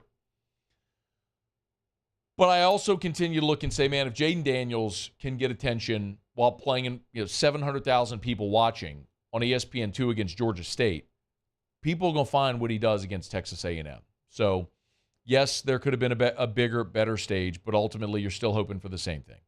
Jaden to go play as great as he has all year and hope that Oregon State somehow punks Bo Nix in Oregon this weekend, because if that happens, then you might as well just engrave his name on the trophy. Okay, we're brought to you by the Aesthetic Medicine and Anti-Aging Clinics of Louisiana, Baton Rouge, Lafayette, and online at theantiagingclinics.com. That's theantiagingclinics.com. Semaglutide, you've heard about it. Once a week injection for weight loss, they've got it at the Aesthetic Medicine and Anti-Aging Clinics of Louisiana. And we always talk about hormone replacement therapy as well. Simple blood test can let you know if you're a candidate for HRT. You want to feel like your younger self, have an easier time falling asleep, stay asleep, wake up feeling refreshed, motivation to get in the gym, burn fat, build muscle, all the things that were easier when you were younger that get harder when you age. Hormone replacement therapy can help you restore that youthful feeling. Find out if you're a candidate. TheAntiAgingClinics.com. Baton Rouge, Lafayette, and online at TheAntiAgingClinics.com. Okay, y'all, it's after further review. By the way, just a quick update. I know a lot of people have been asking about the show podcast. We've just had an issue with our recording software, which has made posting the podcast more time-consuming and cumbersome. So we will get the podcast or the show posted. We apologize and we appreciate the patience. It's just taken a little bit. As I always mention, you can go watch the show on YouTube if you missed it. If you can't get the podcast, you just go scroll back to the beginning of the show on YouTube and watch the full show there, or listen to the full show there on YouTube. So we appreciate your patience. And, of course, AFR On Demand is presented by Breck Golf. Book your tee time at golf.breck.org. Okay, final break of the show. We'll come back. We'll knock out Otter locks. Jimmy will be here. We'll get a pick on 2 Maction games tonight, see what the Otter is leaning toward. Only a couple more weeks of the college football season here. Precious few opportunities to download that DraftKings Sportsbook app and play along with the Otter for college football. Stay with us. It's AFR. AFR. All right, y'all. Thanksgiving is Thursday. Whether you're hosting or you're going to be somebody's guest for Thanksgiving, make sure you get by Rouse's. Rouse's, the official supermarket of the New Orleans Saints. Of course, locations all over, from Lake Charles all the way to Orange Beach, Alabama, and points in between, 60-some-odd locations. It's Rouse's. You can always go to Rouse's.com to get the weekly specials. If you want that turkey, go to Rouse's. You need all the fresh ingredients to make your side dishes for Thanksgiving, go to Rouse's. Don't want to bother baking, just go to their bakery and buy a pie or something that you can bring for your Thanksgiving feast. They also got great Rouse's family recipes as well. If you go to the Rouse's website, go to their Facebook page or any of their social media, they have stress-free sides available a la carte. If you want to make your own, you can do it. If you want to buy their sides and bring them, you can do it. Make Thanksgiving stress-free and let Rouse's help. Bayou Ford is taking $10,000 off MSRP on all new 23 Ford F-150 Black Widow trucks, plus $2,750 discount APR and 5.9% for 72 months. All new Bayou Ford vehicles come with a 1 million mile warranty. The crew at Bayou Ford is going to do right by you. I've been doing business with Luba for 25 years. They're dependable, trustworthy. It's just the attention to detail with our clients. Our folks have years and years of experience. They're highly trained professionals, but many companies have that asset. What I'd like to think makes Luba a bit different is that we use those talents in a way that truly is dedicated to serving the needs of the folks who depend on us. The world's leaders in obesity research, obesity medicine, and obesity science are right here. We're doing something that no one's ever done, or trying to answer a question that no one's ever asked before. Pennington is a real jewel when it comes to research.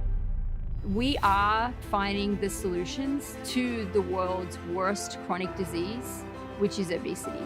Louisiana needs Pennington Biomedical. Electricity is all around us, and our families depend on it. Every day is sparked by the power of a cold drink or a warm meal, a movie night, and a comforting light at the end of a dark hallway. From sunrise to sunset, playtime to bedtime, our team is ready to take care of your electrical needs. Even in the case of an after-hours emergency, the light in your life shines brighter with Mr. Electric.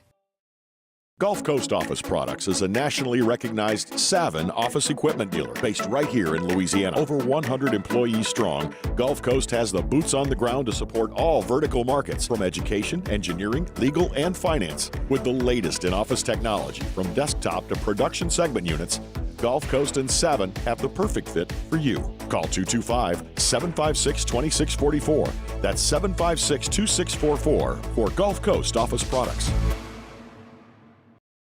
Dylan Cruz here to tell you about Six Rings Baseball and Softball Camp. If you live on the North Shore and play ball, go to Six Rings Camps with former LSU assistant coach Dan Canaveri. His knowledge is second to none, and your child will improve and have fun doing it. Camps were held at Coquille Park and Six Rings Academy in Covington with 4 sessions over the summer. Full day and morning only sessions are available from ages 7 to 13. Go to sixringsbaseball.com or call 985-206-9096. Learn the game to love the game.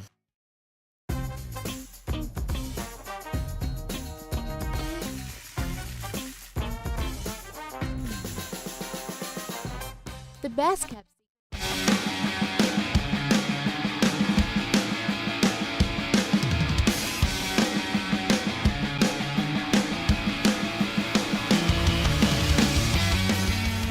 After further review, powered by Sunshine, your hometown John Deere dealer in Louisiana. Down the stretch, we come final segment here on a Tuesday edition of AFR. One thing left to do, find out what we're betting on tonight. Time for Otter Locks.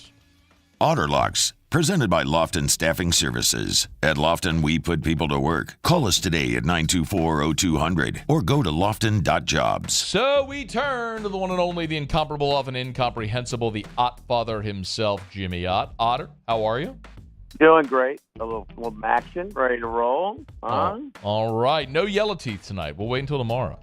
He's in trouble. He's out in his last game where he might be out. So we'll see what happens on that.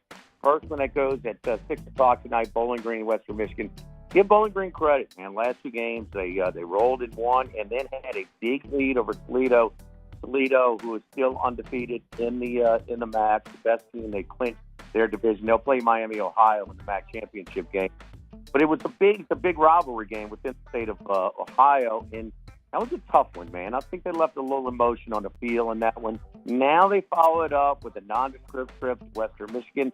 I like the points here, taking Western Michigan plus 2.5 or 3. Okay. Where you are. We're looking at 2.5 at DraftKings. So Western Michigan plus the 2.5. All right. Buffalo, weather report. Now, it's not freezing cold. It's in the low 40s, but it is storming. And it's expected to storm for the first half. First half under 19.5 at All right, let's see. Let's see the first half under there. It has. Hey, sorry. There we go. Let's see. First half under. So we're for first half under 19.5. Yes. Okay. Yes. First half under 19.5. Got it. And then I'm going to give you one. It's going to end game at half. When the weather clears out, we're going to take Buffalo in over in a parlay in the second half. Gotta wait till halftime. Okay. Well, what's the other leg of the parlay? Buffalo and the over. Oh, I'm sorry. Okay, Buffalo and then the over in the second half. Yeah, okay. the Got it. The logic there is, the reason there is, going to clear up much better in the second half. Going to lend itself to more scoring. But I mean, it's supposed to stop around halftime. So okay, so we're looking at halftime, go with a money line play on Buffalo and parlay it with the over for the game at that point. For the second half. Got it. Yeah. So wait, so not so just the total for the second half, not the game total over? Correct. Either one is going to be in sync. Got it. Okay. Yeah. Understood. If it's like 3-0 at half, the second half total will be. I mean, the total for the game will be like 23. Got it. Like that. So, Forgive me, Otter. I'm a tad slow. That's okay. That's okay. You want some Maui Classic? What's the name was asking? It's not my favorite, but I like Purdue. What's his name? You mean Musso? Damn, Otter. What's his name was asking. The guy who calls you literally every day at this time. I don't want the Purdue play anymore. Get to hell with your Purdue play, Otter. Well, nobody wants that. I got action on this game right now. What's his name? That explains it. He's got action on Chaminade and UCLA right now. 1 minute remaining. James Madison and the Salukis. Oh, okay. All right, Boo. So, look, let me make that mistake. Don't let you date on the promotion. All right. What's her name? That's so good. You and what's her name? Have a great time. All right, what you got, Otter? Purdue and Marquette. I'm sorry, Moose. Are we going money line, or are we laying the 3.5 with Purdue? I like Purdue in the money line, but Marquette plus the points. All right, Purdue money line and Marquette on the spread. All right, Otter, where are you tomorrow? We are at Walk-On, getting ready for the last home LSU game. All right, Otter, we appreciate it, man. Have a great show tomorrow. Have a great night. Good luck. Thanks, man. All right, be well. That is Jimmy Otter. Muse, Paulie, appreciate you. Y'all have an awesome night. Come on back. We'll see you tomorrow at 3. AFR. As we get on down the road, we remind you about Traction, TractionSports.com, TractionSports.com. Want to, again, congratulate our friends over at Traction. Last week, it was announced they formalized their partnership with Our Lady of the Lake, where Our Lady of the Lake purchased a 40% interest in Traction, continuing to expand all the great things that they do for our community. It's Traction, where we're talking about a world-class facility, the same place where professional athletes in so many different sports come in their off-season to train, right there on Burbank in Baton Rouge, open to your son or daughter to get better in whatever sport it is. And if you're a weekend warrior and you've been injured, Traction Physical Therapy, the same place that rehabs professional athletes to get them back on the field, they can help rehab you to get you back on the golf course, in the pool to swim, on the pavement if you're a runner or a jogger. It's Traction. TractionSports.com to learn more. TractionSports.com. Congrats to our friends over at Traction. Traction, where champions are made. Bayou Chrysler Dodge Jeep Ram has $20,000 off MSRP on new 23 Ram 1500 trucks. $20,000 off plus no payments for 90 days on new 23 Ram 1500 trucks. All with Bayou's 1 million mile warranty. The crew at Bayou Automotive is going to do right by you. When it comes to ending cancer, we push forward, always working together for you. That's why our cancer experts at Ochsner have clinically integrated with MD Anderson Cancer Center. This means advanced cancer care, including access to life-saving clinical trials and integrating care to treat the whole you. Introducing Ochsner MD Anderson Cancer Center. Long live you.